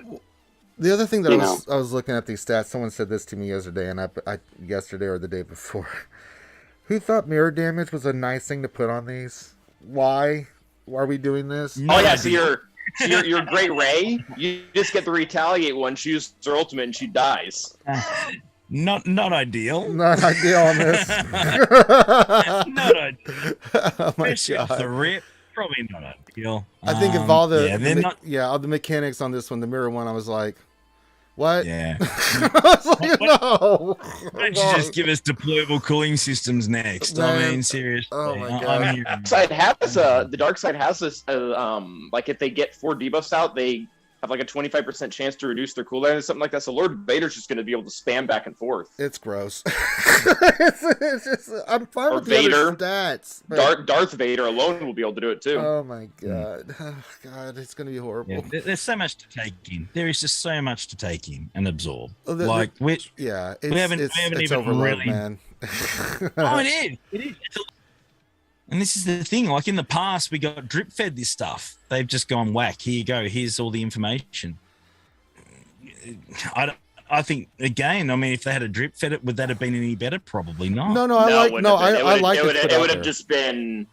It would have been built up in everyone's head, and then when it came, it would have been the same thing as the Great Nerf. Like everyone freaked out about it when they heard about it, and then freaked out again when it actually hit.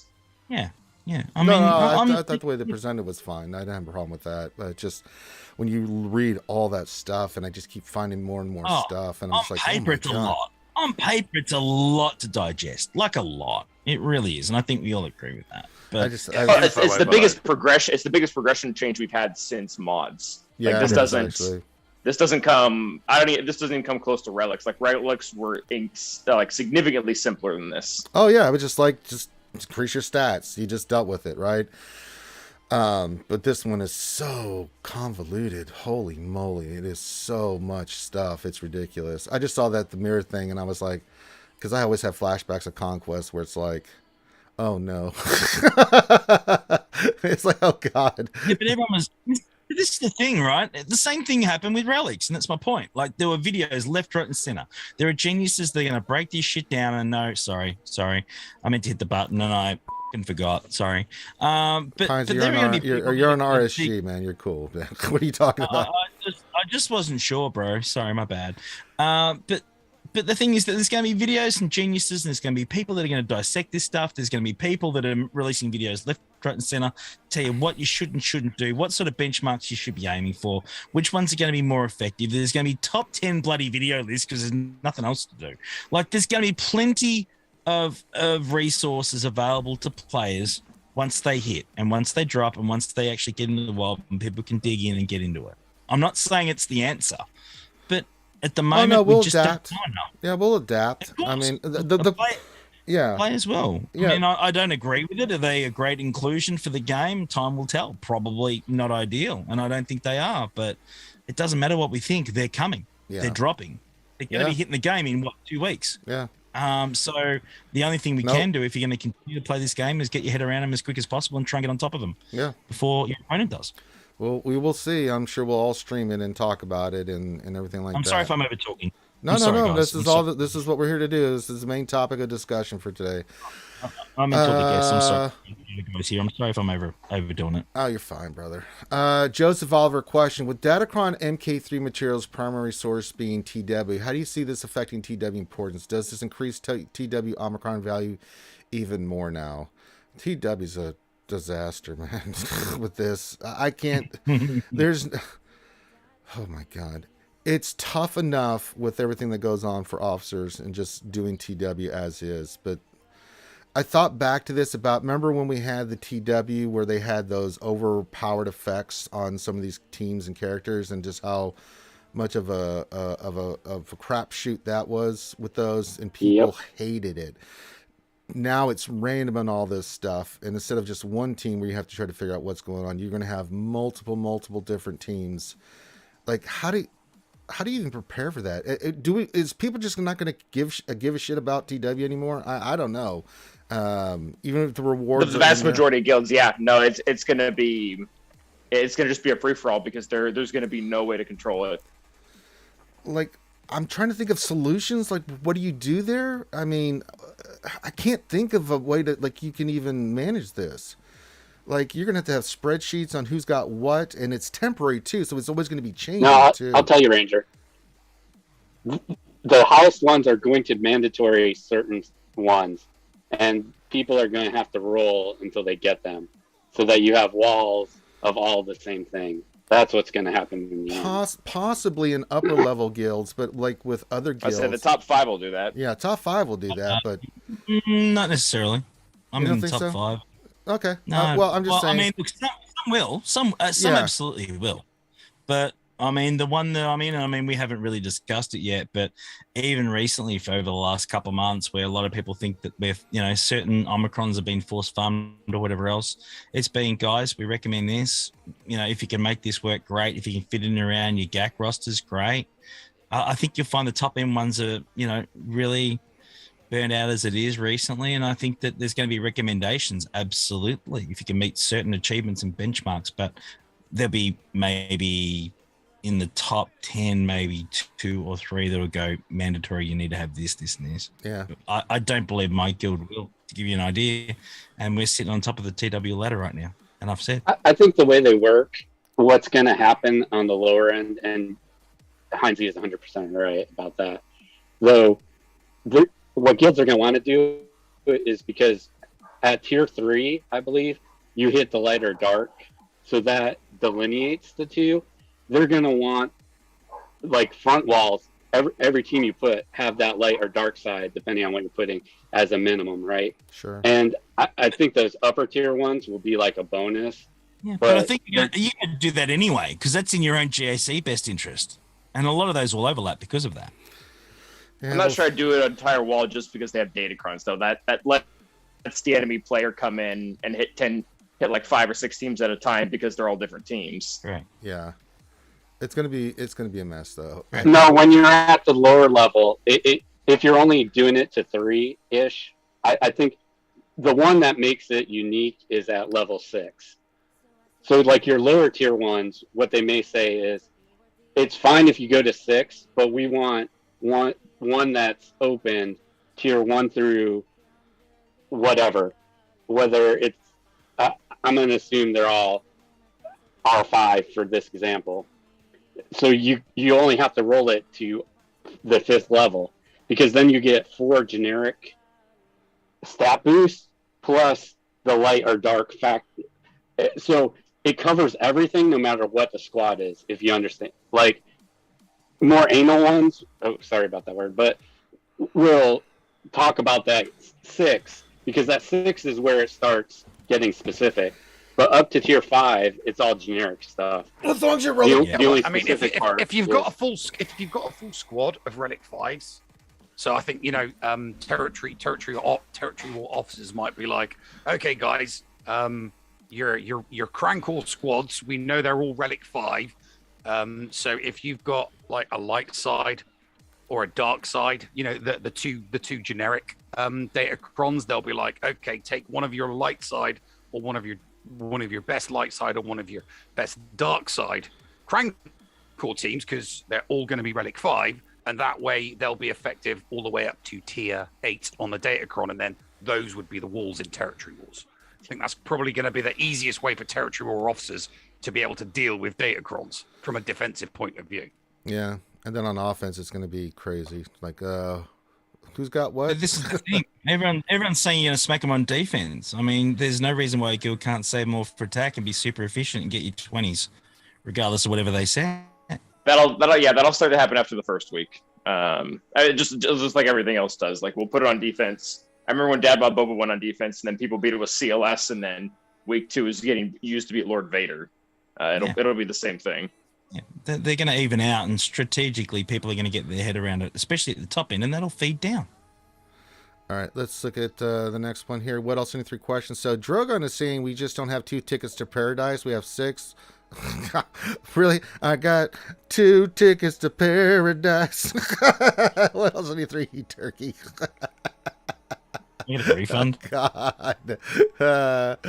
Snakes 1594 question. Won't this mess with GAC for those who have Relic 5 and Relic 7 squads and those who do not have those bonuses? Slaughterfest. Yeah, it's going to depend on what your squad is you have and the Relic level that you have on them. It's one thing I don't like about this is the Relic requirements. Yeah, it's a big negative for me. Yeah, it's a huge negative, and then the fact that it's RNG based, right? You don't really have any choice. It's just whatever you roll. I hate that too, because it's really not you picking anything. It's just the luck of the roll, right? And I can't stand that for when you're trying to do stats and really try to pinpoint something.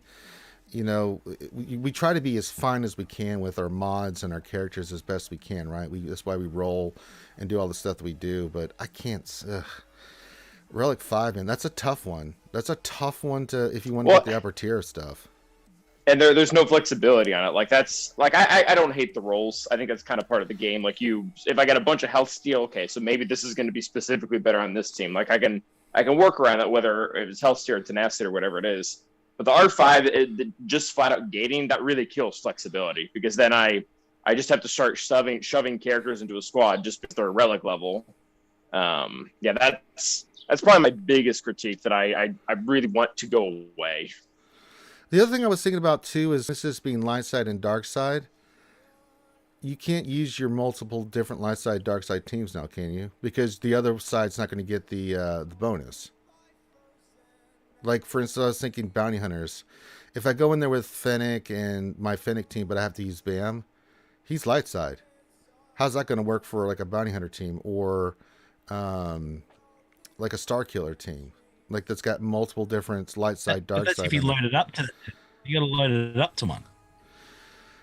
Well, that's what I'm saying. It might be a team you loaded on. Like what happens with Watt now with C? No, absolutely. And this is my point. I mean, strategically, every roster is going to be different. Every situation is going to be different. And you're going to need to use it to the best of your ability, right? So. But to answer your question, though, I think those characters kind of, they're out of luck there. And there'll be like behind you saying, there'll be situations where your roster can make it work. And there'll be situations where you have to go and do something else. Yeah, and you go, maybe I shouldn't put it with that because it's going to be better served in this other lineup. Like even the split squad, like Emperor Palpatine, Mara, Starkiller, we see that Emperor Palpatine's lead only applies to 2 of those 5 characters, but it works. Like that's all that's necessary. So I'm guessing there are going to be Datacrons. You're going to slap it on your bounty hunter team or whatever, where it's only going to apply to 2 or 3 of them, and it's going to be enough. Hopefully. And if it isn't, you put it somewhere else. Ugh, yuck. This is like, God damn it. Nathan H. question, are Datacrons worth it if they make SWGOH financially viable for years to come? It's $1 billion game. It's financial already. Yeah, I don't understand. Yeah, they need to make more billions. I mean, it's Datacron's not going to make any difference. yeah. I mean, what, it's made $1.5 billion? Not too shabby. Not too Whatever shabby. No, I don't think that I don't think financially this game has ever been in trouble. That's why it's been out for so long. It wouldn't be out for this long if it wasn't making a nice, tidy profit. So, I don't know. Who knows on that question. Now, here's a great question. What else are 3 questions? Yeah, we'll have to see how many people actually buy into them. Yeah. Because if everybody just kind of aloof and doesn't really want to do anything, then there's no arms race and there's no competition. And it's like if it's just top 100 of GAC has them, like are really focused in on getting the exact right roles, and everybody is okay with being rank 101 and below. Like that's, I don't think they're going to make a whole lot of money at all. No. What else in the 3 questions? Shouldn't GLs be the last characters that need Datacrons? Now this one I don't like either. Why GLs? This is what explained. GLs are really a pain in the ass to deal with right now. Did we need to make them more OP? Anybody? Did GLs really need the love? So these are aimed at me, who only just got his 3rd GL, and I only have R7s to get my 3 GLs, right? So they have to make some of these either in the GL progression. It would have been smarter to put it down. Like Grandmaster Yoda is in there, right? He's the progression to Kenobi.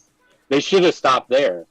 I don't know why they went it, but that's the thought. Because, okay, I'm a min-maxer. I don't take random things. I can't take random things to 7. So I only have 7 and 8 for Executor and my 3 GLs, right? So, to have people interested what they think across the board, you have to go along the GL spectrum. And I think the shiny GL is to try to hit people who only have 1 or 2 GLs, saying, oh, I need to re-roll this because, and you notice they put the super random characters in there so that you have to use the highest tier material, which is the hardest to get, which you have to keep on refreshing in Conquest to get your one specific GL to get there if you only have 1. And that's the thought. That's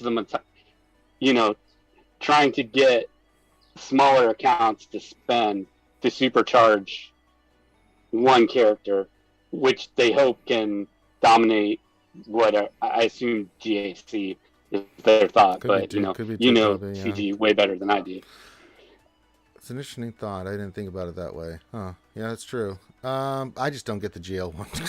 It's like the only thing, the way that makes sense to me is because of the relic levels. Like he was saying, for a character that's trying to be, or not a character, a player is trying to be really organized and efficient about the roster growing up. They're not just going to hand out R7 to anyone. Like it either has to be a requirement or the GL itself. So that at least lets them have an option. I think there are some kinks that they could work out. Like, let's say that would end poorly too. I was going to say, let's say you can only roll the last one of a character that you already have R7, but that would be a pain because then all the all the Krakens would just complain that they have to deal with accidentally getting the wedge or the whatever one, and the lower player doesn't. Yeah, it is what it is. But see, that's fun. That's interesting because that gives the lower person a real chance. But it decentivizes the people who have a larger roster, which they've done that on accident a few times. Yeah, but they're going to have 30 of them, so they could put walls up of all kinds of random stuff, and it would be way better. While a lower person is only going to have the few specific of very good characters. So it's kind of like, that's cool. That would get me on your side of it if it actually worked that way. That would be. I just wish there weren't as many. Again, gated behind so many relic levels, because that's the only reason why I'm kind of looking forward to the GL ones. Is because I already have that character. Agreed. If they wanted to gate it at relics, it should have been just relic 0. I would have been fine with relic 1 across the board. Because I was looking through my squads last night, and I have a pretty advanced account. Out of my 24 GAC squads, I think is how many I need. I only have 5 that have a universally above R5. Relic 5 is the new Relic 0, though. Yeah. I mean, we know that. I mean, I'm not trying to be flippant about it and silly, but all the requirements now are Relic 5 or above for Galactic Legends. That's the new benchmark. And I mean, whether it's right or wrong, Relic 0, honestly, these days, it just means dick. It really does. And, Relic 5. Well, there are a lot of situations that it didn't. Yeah. Like you could pull it off, but not anymore. I mean, now since they brought in Relic 8 and Relic 9, Relic 0 is an afterthought. It really. No, but I mean, like my R1 Jedi Knight Revan is enough to beat the Esoteric squad. Like That's you can right. do it. But that's because you've modded it and strategically you've built it up to be able to do that. A lot of other people can't. Let's go to the next question. Darsign 19. Yeah, but isn't that the point of these? See, I think we're looking at them wrong. See, I would like it that. I think that's the wrong view. It should be actually at gear 12 because that's the hardest gear to get to. And that would raise all those squads in GAC for the lower people to compete with R5s, as opposed to getting it at R5 and R3, where you're boosting squads that are already built and strong. Like, you know what I mean? Like, it's not helping. Yeah, I'm not opposed to taking away the game entirely. Yeah. Like, if they want to make a gear 12 or gear 11, like the lower the better, or just make it non-existent. Like, I'm fine with someone having gear 8s using Datacrons. Yeah. All right. They still have to deal with the fact that they're gear 8. That sucks. Yeah. Darsign 1972 question. Nev says, I disagree if Datacrons were only for office. Someone could potentially undersize my teams and get more banners, so it would not be any fun doing all my offense and lose that way is demoralizing. Well, that's what do you think, Nev? Yeah. Nev? I'm gonna undersize your. I mean, I mean, if you're worried about being undersized, I mean, it's not. Yeah, I don't. Yeah, I can't see that. People would be more inclined to use a full squad with a Datacron to beat a slightly tougher team, like a B team with a Datacron to beat an A team. Yeah. As opposed to one meta character with a Datacron doing a solo in order to get a few extra banners. I don't think that would really be. It could be a thing, but I'm kind of. It could be a thing, but I don't think people would. I don't think people would waste their ability to use a full squad with a Datacron applied, as opposed to 1 or 2 or 3 with a Datacron applied just to get a few extra banners. All right, next. It would be kind of funny just throwing like a level 1 Datacron with tenacity on Wampa just so he doesn't get the initial stun. Go at him. The generic just dark Wampa side, Datacron. the generic dark side Datacron on the Wampa. Oh, we in a love us some solo. womps. All right, here's your extra 100% tenacity. You won't get stunned by Mara. Just destroy them. Okay, see, that's the fun. Why worry about it? When you play GAC, you're playing on offense. What fun is it to stack them on defense and you never see what happens unless it happens to be a content creator versus content creator?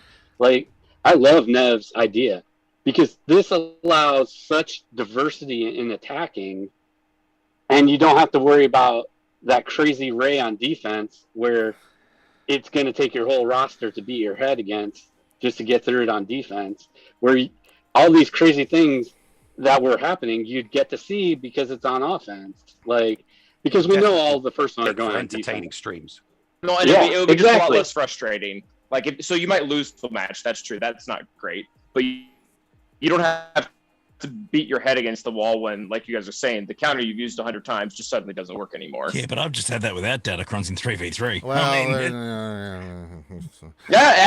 These aren't new concepts. It's the same thing with Omicron as well. New. Yeah. Let me tell you Well, right you now. know, my name is Heinzie, and I like my Oh. preloading.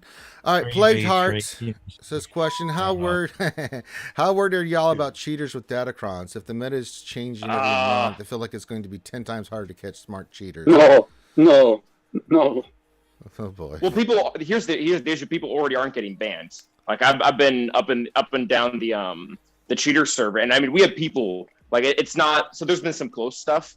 Like there's a lot of people coming there with screenshots of like the last one I just saw was Sarge lead full protection, him and like a Gear 8 bam beating a fully Relic Geo team like with full protection. It's just like this is obviously cheating, and that player isn't getting banned. So I think that the cheaters need to be addressed first before Datacrons need to get thrown on top of it. Because as long as they just, you know how they show the relic levels now and like the Zetas and whatnot? Yeah. Right, and they show the Zetas, but they show the relic levels in SWGOH.GG. If they can start showing the Datacron for that time, that'll be a lot easier to manage as far as cheaters go, as long as they're able to show it at some point. But I mean, the people who are being blatant about it still just aren't getting banned. Like that's a huge issue. Yeah, I've done my part to try to get as many banned as I can, but god damn, there's a lot of cheaters. And I don't understand this mentality. If for me, if you cheat in this game and you fix someone like their crystals and stuff like that, it's a one-time offense. If you want to do it in a stage, okay, 6 months. And if they do it again, then it's a lifetime ban. You know, I mean, you got to make it hurt. But if you're going to give them a slap on the wrist, no, it shouldn't. Cheaters in GAC shouldn't be getting banned. They should be having their accounts deleted. They shouldn't be allowed back. Sure, that's fine. Whatever. Yeah, you know, that's fine. Fine by me. If they have to start over from scratch, I don't care. You cheated. I don't have any sympathy for you. I don't care how much money you spent in this game. You know, I just don't have any sympathy, kindness, or anything for cheating. It's awful. And yeah, anyone does. Yeah, and it is getting harder. I don't know how much harder is it going to be able to catch cheaters with Datacrons. We'll have to wait and see. But yeah, it's a problem in this game. We only catch the dumb ones anyways. Right. Like the really smart ones about it, they're going to go in there and they're going to up their damage up by 5 instead of doing it by 500. Right. And it's not going to give the defense issue where the protection doesn't go away and stuff like that. But yeah. John Moran question: what do you think would happen if a large enough amount of players just refuse to use the Datacrons? Boycotts have worked a little in other mobile games. Boycotts don't work in SWGOH because there's too many people that don't watch streams or check the forums. They just play the game. They don't really give two shits. Not about the game. They just do what they do, and it's cool, right? They're just not interested in any of that stuff. The only thing that will affect anything is not so much a boycott, but just like the bottom line. What are the numbers on Datacrons? There's going to be people that are going to spend, regardless of whether you ask them to or not. They don't care. You know, they're going to play the game and they're going to spend, and that's just the nature of it. It has to be more of not that there's going to be players to spend, but how many less players spend before CG takes notice of it. I mean, it's just a fact. The financial numbers on Datacrons come back that it's really unpopular, not a people ought to spend on it and stuff, then they're going to have to rethink it. But that's, you know, a boycott. There was a boycott once. They've never gotten anywhere now. No, they've never really done anything in this game. Cubs did a boycott, didn't work. He called to arms, never worked. Every single boycott does not work. Love the idea, but people use it to their advantage. It's going to go on forever. Yeah. I don't agree with it. I think the concept's great, but logistically, it just doesn't happen. Yeah. I think we will see a general sense of, well, I don't think it'll be a huge intentional boycott, but I genuinely think that a lot of people are just going to look at this And like the people who've been in, Kyber 1 for 6 months now, they're just going to look at this and be like, Kyber 2 is fine. Yeah. Like that's like if I don't have to deal with this, and not that they're intentionally boycotting it because they hate it. Well, I guess they kind of are. Yeah. But they're just fine with the consequence. Like, okay, I'm going to drop down. Yeah. I've heard that there are some guilds that have been chatting between each other and looking in future to arrange, dare I say it, gentlemen's agreements to not load datacrons on in either defense or use them in attack. Whether that bears any fruit or not, we'll wait and see. But I know those discussions have been had by quite a few seriously competitive TW guilds around the place. I would be very impressed if that goes all the way through. That would be cool. Well, I think it'll be individual instances if it does or doesn't. But Yeah. I know that those discussions have been had by, high-end, territory war active guilds. But whether that bears fruit, I don't know. But I know those discussions have been had. Yeah, I just get a sense from a lot of, and I've talked to, I don't know how many you talked to, Heinz or Calvin or Nev or Heaps. of different levels of spenders. Yeah. They ain't looking to spend on this. We all have our own. The biggest thing that I've been getting No. getting the feedback on, if you guys got this, is the Conquest tie-in. That really chapped their ass. That they have to go, again, it's tied into Conquest. A lot of them, and we've said this before, they spend to have less time in the game. Right? Now you're putting something else, again, associated with Conquest that they have to go back in and you're forcing them to do. Right? It's just really rubbing them the wrong way. I don't know if you guys got that same sentiment from your big spenders. But I certainly got a lot of that feedback from. No, absolutely. But imagine if it was Boba grind difficulty and then this was attached to it. Oh boy. It's better than it was. I'm not saying that it's still not a problem. It's better than it was as far as Conquest. And again, I'm not saying everything's perfect and hunky-dory with it, but geez, it could be a heck of a lot worse right now if we still had the same sort of grind levels as when Dead by Boba was around. That was horrible. That was a tough GSC or Conquest. Oh boy. I was exhausted. I had a gutful by the end of it. Absolutely. And certainly there's still grind issues with Conquest. Absolutely there is. There is. Oh, and maybe I'm being too I am being too optimistic, I know this. But I would really like for them to factor that in to all Conquests coming forward, knowing this is going to be extra time. They just made every single Conquest going forward just like the prototype one. Sure. Where they didn't have those stupid 40 battles that was supposed to stretch your roster by making you use the same team 4 times a day. Yeah. If they could go back to the prototype and add this, I think it would balance out, because even the one we have right now, while it might be easy to complete, it's still a slog. Oh, having to yeah. do 40 battles with Sith Empire. Oh my god. I hate that. So one. It's really rough. the 40 battles are just so dumb, man. It's just completely against the game mode. Well, even when it's Calvin, do you honestly think they're going to dial it back? No, I don't. Yeah, Unless they find whatever reason they did before, because the prototype one was obviously dialed back. Yeah, it was. If that's just based on the character, or if they wanted to give the players a break. But I don't. Yeah, I don't think that they're going to be like, okay, so we're going to be adding this to Conquest, so we need to take something else out. I don't think they're going to be that proactive. No way. Not happening. I'm sorry. I wish, but no.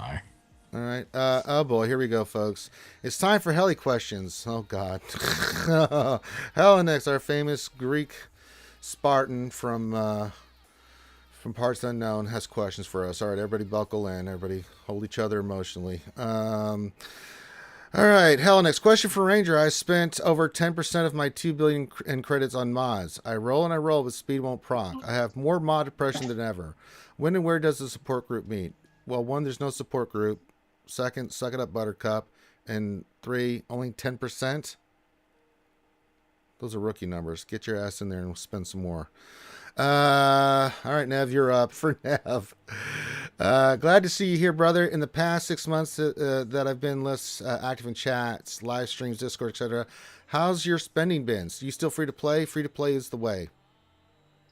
Yeah, still free to play all the way. God, these questions, man. Jesus Christ. Question for Epic Fails. Okay. You're the next contestant on the Helenix is right. Jesus. With Datacrons being the next barrier to the free to play players of SWGOH, and my renowned inability to just get good. Do you predict I would fail more epically than anyone in SWGOH? No. Yeah. You need to watch some of my videos. No, that's not going to help. Watch the videos. Yeah, it's not going to help. Question for the Aussie Adonis.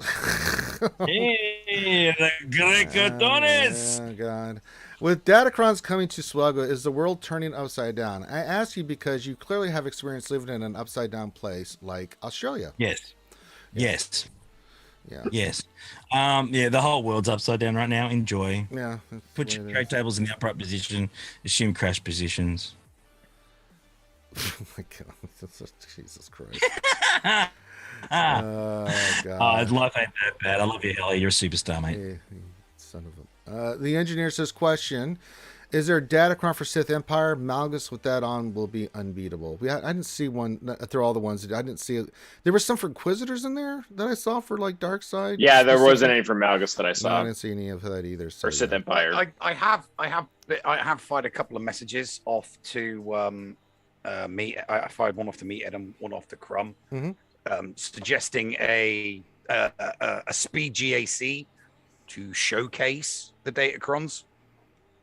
I don't know if they'll take me up, if they'll go with it. No, Do a speed GAC. They'll be released too soon, though, won't they? They're coming in 2 weeks. Cool. Oh, but what I mean with it, just like the inaugural speed GAC, obviously everything was at Relic 9. So an additional, another speed GAC would have all of the Datacrons that they're planning on bringing to the game available. So they would be able to showcase them all. So everybody would be able to see exactly what Datacrons are available. So they can pick and choose what, how many times they want to roll and what ones they want to go for.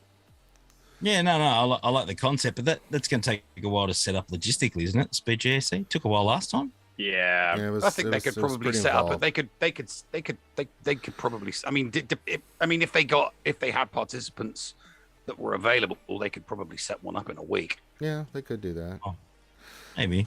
Me and Heinzie, number 2. All right. Wilfell question says, I've had a losing record lately, 4-8 both last 2 sets, and facing 1 million to 1.5 million more GP. How is losing how is losing a skill to keep this type of keep getting this type of matchup? It was something that really was odd the other day. Andy Beans went 0-3 but got promoted, and then someone went 2-1 and they dropped, or 1-2 and they dropped out. The leaderboard, man. I don't know what it does sometimes. Yeah. Andy Beads finished the season 0-3 and got promoted from Chromium to Erodium. Luke won 1-2 and got relegated from Div 5 of Kyber to Erodium 2. So yeah, two weird results at the end of the season. One person got promoted, the other person got relegated. Yeah. So all I'm hearing is the leaderboards are subject to change. Is that what I'm hearing right now? Yeah, that sounds fair. Mm-hmm. But yeah, I don't know. I think there's... Well, just some questions. He's asking about why is he keeping million to million. I mean, how much skill does it take when you're constantly facing that kind of deficit, right? It's tough. I mean, we've all been there, right? I think there's nobody on this panel that has not got their ass handed to them in GAC. I've had people 2 million GP less than me kick my ass. I mean, if you're a better player as well. Do you see we're almost in the same bracket next week? Oh God, help us all! I haven't even looked, mate. Honestly, I just have not even. Or not looked. next week, 2 weeks. But my point is that Calvin is absolutely, he's doing some good work there, and that's the perfect example. He's, batting above his GP in a good way, and I mean total respect to you. I'm not being a smart aleck. You're doing great work, and I'd seriously love to go up against you head to head and see where it takes us. That would be really cool. The point is that he's making his roster work. He's doing fantastic work. He's getting the wins. He's getting the skill points that he needs to compete at whatever level it is. Whether you like the level you're at or not, well, I mean, that's up to you. But if you're doing the hard work and if you're outsmarting your opponent consistently, you deserve to be up there on that leaderboard at the higher level. So kudos, bro. Yeah, but if you're facing tough fights, man, it just takes time, man. I've gone 0-3 twice, and each time I had to kind of sit back and look at my roster. Okay, what do I want to focus on? Why am I getting my ass kicked? There. So some of it was I was just out GP'd. I was just bulldozed. There's not much you can do about that. But it made me kind of think, okay, where am I weak on my roster? Is it, what were the specific teams that were kind of giving me problems and things of that nature? So I kind of got refocused a little bit on other stuff. But I mean, you going 4-8, man, trust me. I wish there was an easier answer. Just stay focused on what you're working on. It'll turn around eventually. With your record being as it is as you drop down, but as you can keep improving your roster, you'll start getting fair matchups here and there. You're still going to get the ones where I don't care who you are, you're going to have those mismatches. It doesn't matter unless you're tip of the spear. You're going to get. I mean, Calvin's gone 0-3. Calvin's one of the best GAC players I've ever seen. Yeah, twice. We've both gone 0-3. I've never been 0-3 ever in my GAC career until this new GAC.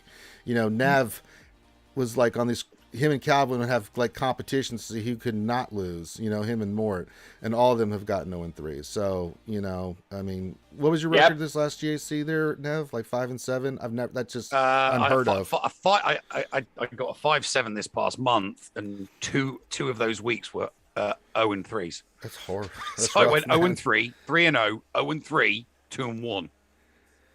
So, yeah, weird month. Yeah, so we've all been there, got the T-shirt, and got slapped. Can I quickly ask, Range, if you don't mind? Yeah. Do people now, after with the newest changes, right, to GAC, as far as the matchmaking and all the skill points and that sort of stuff that we need to deal with, do you guys prefer the old system or the new system? For matchmaking. Yeah. I prefer the new system, even though I don't win as much. Yeah, I still prefer the new system. I do too, and the reason I say that is I know the skill rating system and the matchmaking is a little bonkers still, but overall, the amount of players that are getting crystals for as compared to the squad arena, it's just brilliant. Even if you get your ass kicked, you're still getting crystals, right, for your level that you're at. As compared to what you had to go back through for the day and only a few players could get it. I still think it's an overall better situation for the player base, right? If you don't give a crap, let's say you're on vacation, okay, you go 1-2 and you still get your crystals, right? So for that, I'm okay with. I've just come to accept the fact that the more I climb, the more I'm just going to get too close to the sun and I'm going to get burned. And I'm going to get swatted down, right? I'm never going to be the top 100. I just don't have the resources or the money or stuff like that to do that. I can still be competitive in the top 5, top 400 and give it a good run, right? And that's okay. But regardless, I still get the same amount of crystals as those guys that are top 10 in the world as those are at the bottom of Kyber 1. I still get 900 for a win, and I still get, 260 a day. So for me, overall, if I was still doing squad arena, I would be getting more crystals a day, but I'll take the hit. I like the system a lot. I'll take my hour back every day. Yes. Yeah, absolutely.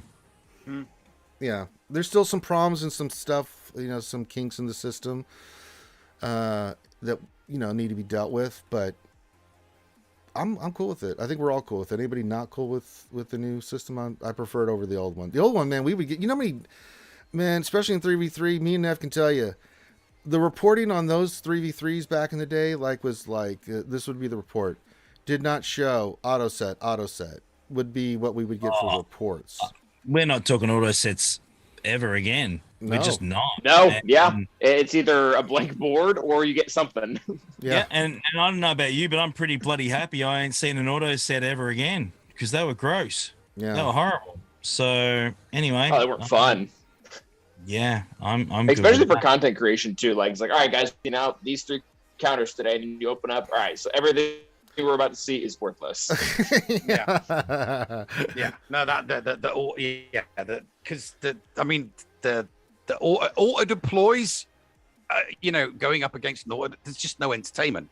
Streaming from a content creator's point of view, there's very little entertainment value in streaming a match against someone that's auto deployed. It's just, Yeah, you knew who really supported you if they stayed. Yeah, they stayed for an auto there's no tension there or excitement or close calls or All right. Next question. We're a little bit over time, but I think this is a day where we're going to be a little bit over time. But we'll go for a few more questions. If we didn't get to all your questions, I'm sure we hit this subject. We've been talking Datacrons out of our yin yang, so I'm sure any kind of thing you've had on your mind, we've discussed it and delved into it. Sir Loki, the sexy Buddha from RSG, says thoughts on Datacrons and APK hacking. Do Datacrons make it even easier for cheating players in GSC to use off-meta counters and not worry about getting called out for cheating? I say yes. Because like the smart cheaters we were talking about, if they've got a Datacron in there, and let's say, like you said, Calvin, they just go that 5% damage on top of that, how do you really know, right? How do you even... Because you can go to your reports, right, and you can look at everything. How would you even know? Like, there had to be something just blatant on that team that you would just be like, I just lost that fight, you know. I mean, especially if it's a counter that normally would work or could work. I don't know what you do here with this. Any thoughts, guys? Well, CG just needs to be. CG needs to get on. CG just need to get on top of it. They just need to be, you know. I mean, the guy that I've only been cheated against once, and that was back in week 79. And the guy that cheated against me, he still hasn't been banned. His account's still playing, and he wasn't like a dumb cheater. He was a clever cheater. He literally, all he needed to do was one shot my fleets. He obviously played normally against the ground battle, but then cheated to get one shots on the fleet. But he wasn't so smart that it wasn't obvious that he was cheating, because he one shot my Relic Galactic Republic fleet with Gear 8 and 9 rebels. So I mean, it was obvious. You know, reported him, and the account's still up and running. It's still active. Yeah, they got to be more proactive. So they just need to get on top of report. They just need to get on top of reported cheaters.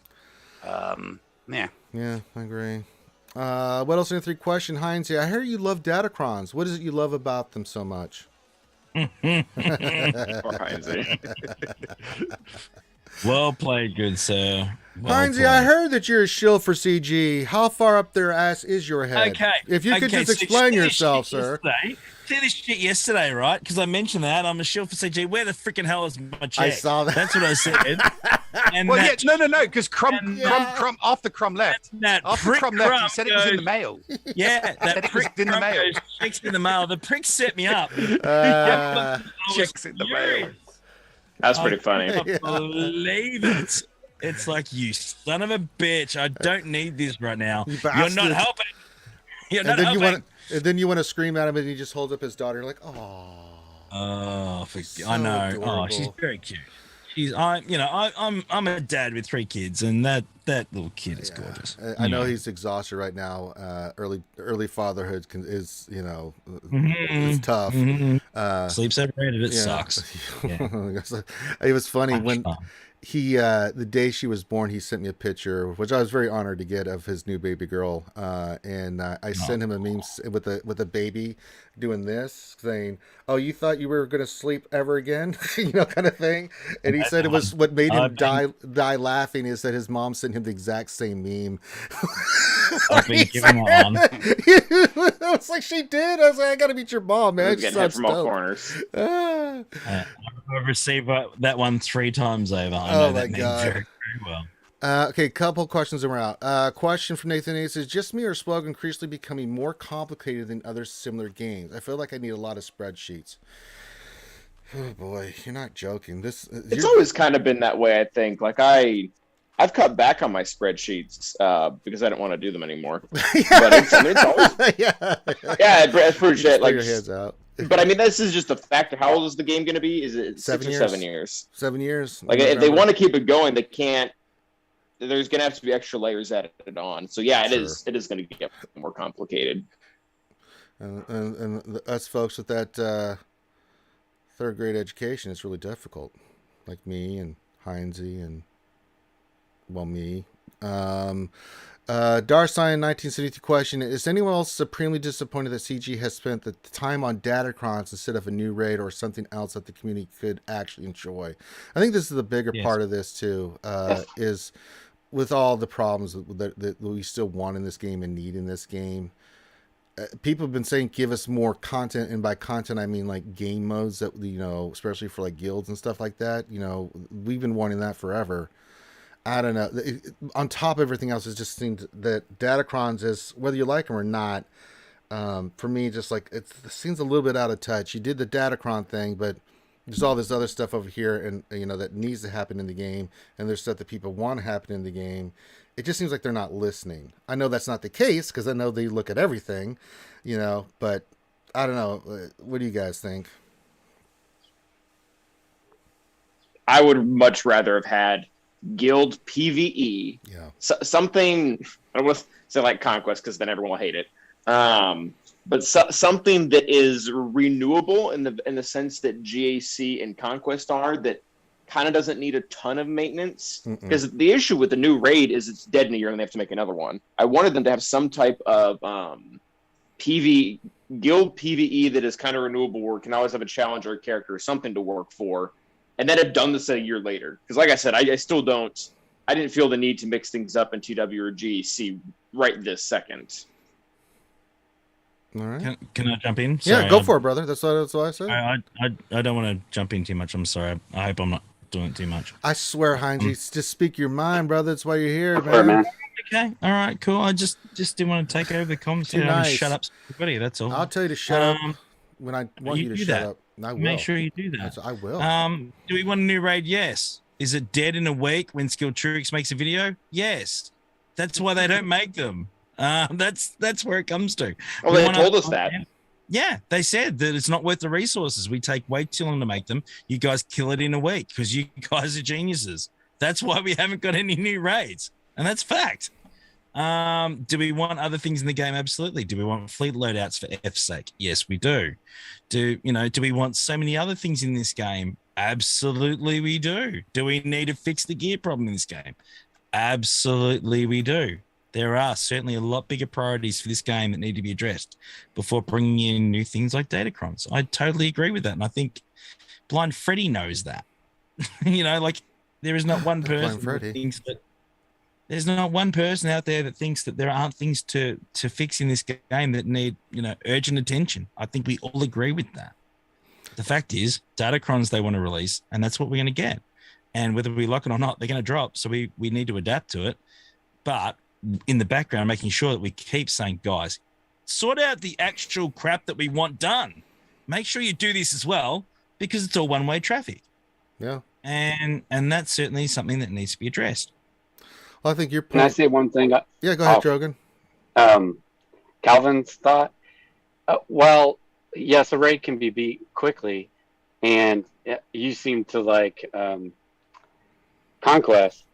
I don't understand now why they can't make a raid that changes.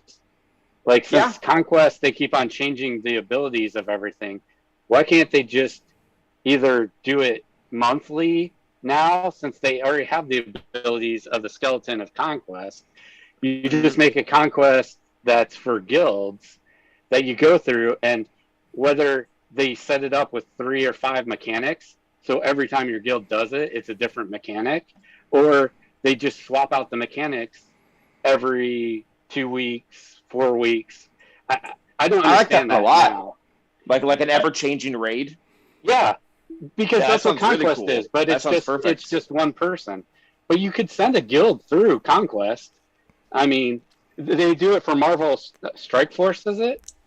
I think so, yeah. I don't know. They have one set up with nodes and different things, and your whole guild goes through it as opposed to just one person. I mean, it's not hard now with this infrastructure. It was before, but they're lying if they say they can't do it now. We see mechanics change, and now they're going to change these Datacrons every 3 months. Well, that takes just as much time as it would to change mechanics in a raid. So there's they have the 28-day schedule now too. Like, that would be perfect. Like, let us beat it. Let us beat the tar out of it for a month. Tweak it a little bit so it still has the same structure. Yeah, I like that. I like that a lot. Yeah, I like that too. It's kind of like what we used to do. I mentioned this before. City of Villains, City of Heroes. you had the base, but you had to go through and beat like different stuff each month and get rewards to build up your base. But it was the entire guild that was working toward it, and it didn't take that long. You just go in and you do some missions with some of your guildies, and you're like, okay, cool, we just got a new turret, and okay, what are we going to work on next? Okay, let's work all our the fights and stuff toward this. It was just it was a nice building block thing that was consistently, doing stuff over and over and over again. So I like the idea a lot. I wanted to go to you, Nev, because one of the things you were upset with when we were doing this on Thursday, and we're going to end the stream on this, was you were talking about like you couldn't get because 8 months ago we got that post about gear changes that they've not said anything, done anything with anything, and now that's still left open that they've never addressed, and then we got Datacrons. Yeah. If you want to expand upon that. Oh right, yeah, no, the fact that they'd released, that they did the road ahead back in October that specifically said, very, very specifically said, this is phase 1. We're going to do this, and then we'll announce phase 2 and what's going to be in phase 2. And that was 8 months ago, and they haven't even completed phase 1 or even announced what's in phase 2, and yet here we are, a road ahead in June of 2022, and it's like seriously, how are you going to get us excited about this road ahead when you haven't even delivered on the last road ahead? Deliver on the last road ahead, then maybe we can get excited about this road ahead. But I just have no excitement for this, because it's like, I don't believe when are you going to deliver on previous promises? So yeah, that was something that it's really, really grinding my gears. We did cover it slightly with Crumb last night. There's a lot to cover. Because he obviously just walked back in the office. I don't know if you guys saw this or not, but we mentioned that at the start, and we're actually going to be having a stream with him to cover gear in the coming weeks when he gets back on deck properly. It has been discussed. If you go back and check out the video, we mentioned at the very start that we focused on Datacrons in that video, but we did cover it knowing that it's a bigger conversation than the 30 minutes that we had available yesterday. Basically, is where we're at when we spoke to Crumb, and he has every intention of catching up with us once he gets back on deck properly, settles down, gets his head around things, and he will absolutely be addressing the gear crunch, because he understands time and time and time again. He keeps drilling it into the dev team that it needs to be addressed. He did mention that. Okay, cool. So there you go. All right. I don't know if that's enough for you, but I just thought I'd mention that. No, I remember seeing that. Better than nothing. Yeah, it's better than nothing. And I'm sorry, I forgot about that because I was still thinking about Baby Chrome. So sorry. No, cool, me too. She's so adorable. All right. I could pimp your video earlier when we started. She's so cute. Not my really intention. is. Not my intention, mate. I'm not like that. I don't care. All right, so we're gonna end the stream here. We've gone over than the normal time, but we had a lot to discuss with Datacrons. Get everybody's opinion on this, and I'm just gonna tell everybody, be civil about this stuff. Listen, if you like Datacrons, cool. If you don't like Datacrons, cool. But be respectful of other people's opinions on this. If they like it, great. Don't call them stupid or anything, and vice versa. They ain't solving it. If you are not a fan of this, or even if you are a fan of this, send that constructive feedback to CG. And I'm going to tell you, if you give constructive feedback, they do listen. They're a little slow on the uptake on it, but I'll tell you, they do listen. So, make your voices heard. You may not think it matters, but it does matter. They do listen. I mean, Heinz can tell you. He's had conversations with Crom, and I have with the team, and they do take that stuff into account. So if you're not a big fan of this, yeah, they're going to be more likely to respond to constructive criticism. Right. Yeah. And when I say constructive criticism, say why you don't like it, but also offer your solution. Just even if it's, it may not be what they're looking for, but at least it gets the brain matter moving, right? Just don't just say you guys suck and you guys should die and all that other crap. I mean, when I get that on my channel, I'm just like, delete. I just move on to somebody else that has actually something constructive to say. And so, yeah, speak your mind, speak your piece. If you're upset, but be fair, right? And say what you feel about it. But feedback's going to matter. So really be honest about this with everything. So with that, what I want to do real quick is let everybody pimp their stuff, and then I want to say thank you to Heinze, Nev, Drogan, and Calvin. You guys can go check out their channels. We're going to let them pimp their stuff here, and you can go check it out. Easiest way to say thank you to these guys is go to their channel, support them in their content and what they're doing. They come here on their own time or their own dime just to come here and answer your questions and discuss this stuff with you guys and give their opinion. So easy way to say thank you. So we'll start with the Nev. Hello, Governor.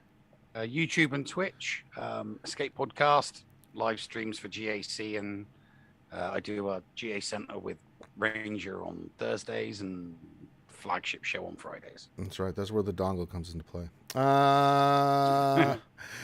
The blunder from down under, the Aussie Adonis, apparently from Hellenics. I think you're being spied on there, Heinze. I don't know. It's fine, mate. No, don't worry about it. Heinze, you know where to find me. Go focus on the other guys. No, Go give Vic and Calvin some love. Don't worry about it. Go to Twitch, Heinze69. I don't do this. I don't do this for that. I know, but I didn't say you were, but it is nice. I want to come and hang with you, 60 beasts. That's more important. All right. It's Heinze69 on Twitch, and then did you hit your mark for subs on YouTube yet? Oh, not yet. We're close though. How close are you? We're getting. I don't know about that. I don't look. It was like 250 last time you did the Cubs thing. Right? I don't know. All right, go check out his YouTube stuff, Heinze. I think it's. I care about that. He does. Then why do you say, hey guys, you're getting close to the mark? Hit that sub button when you're doing the video with Cubs. What else am I going to do, mate? What else am I going to do? Well, I mean, unless you're going to slap Cubs, I don't know. What are you going to do? That could be fun. I was going to say, like that. Apparently, that's on the table now. Yeah, I guess that's on the table now. That'll give me some views, wouldn't it? Yeah. Hey, that'll give me some views. Right there. Oh, that definitely will. Whackity, whack, whack, whack. Slap battle this Sunday. Heinze and Cubs. Sunday. See who'll cry first. Oh, wait, we got our... I was wondering where he was. They must have been asleep. Oops. Someone found my browsing history in YouTube chat. Well, there you go. It's tradition. They always try to get in here. Drogan, where can folks check you out at? Epic Fails on YouTube. I do terrible iPhone videos of GAC, mainly the Omicrons. If you need to look at an Omicron, how it works before you slap it on, check it out. All right. And then last, Calvin. Awesome. So yeah, I'm primarily on Twitch. I do my GCs, Calvin_awesome. Yep. Obviously, there aren't any this week. And then Calvin Awesome on YouTube. We do have a lot of videos going out now. I just hit 1,000 subscribers, so that was a really big deal. Nice. And then I have my podcast that I do with Tilo Mad. Yep. It's called The Mad Awesome Show. You can find that on Spotify or iTunes. We just generally talk about the game, and we've been having a pretty lengthy conversation about the Kenobi series at the very end of it. So you don't have to worry about spoilers if you just want to listen to the first half. There you go. All right. And again, hit the thumbs up, subscribe for this channel. You guys know the deal. And then, and so we do this every Saturday at this time as best I can. There'll be once or twice where I haven't, where, it's a holiday. If it, like last year was Christmas, I'm like, no. Sorry, Christmas, no stream. But most of the time, 98% of the time, I'm doing the Jedi Academy on Saturdays. You can check out the other content. We stream live all the time on RSG, so if you want to come hang out, you're more than welcome. All are welcome on the lunch stream Monday through Friday, and then the Wednesday night show where we hang out. And then Friday on Twitch we do happy hour where we just drink, do GAC, what's ever going on in the game, have some fun, eat some good food, happy hour, drinky time with Ranger, and then we always go raid Heinz, his stupid ass, if he's on time. With that, I think we can call this one done. So on behalf of myself and these awesome folks here on the panel, thank you guys so much for joining us. Have a great rest of your day. Be safe, and we'll see you when we see you. Peace out.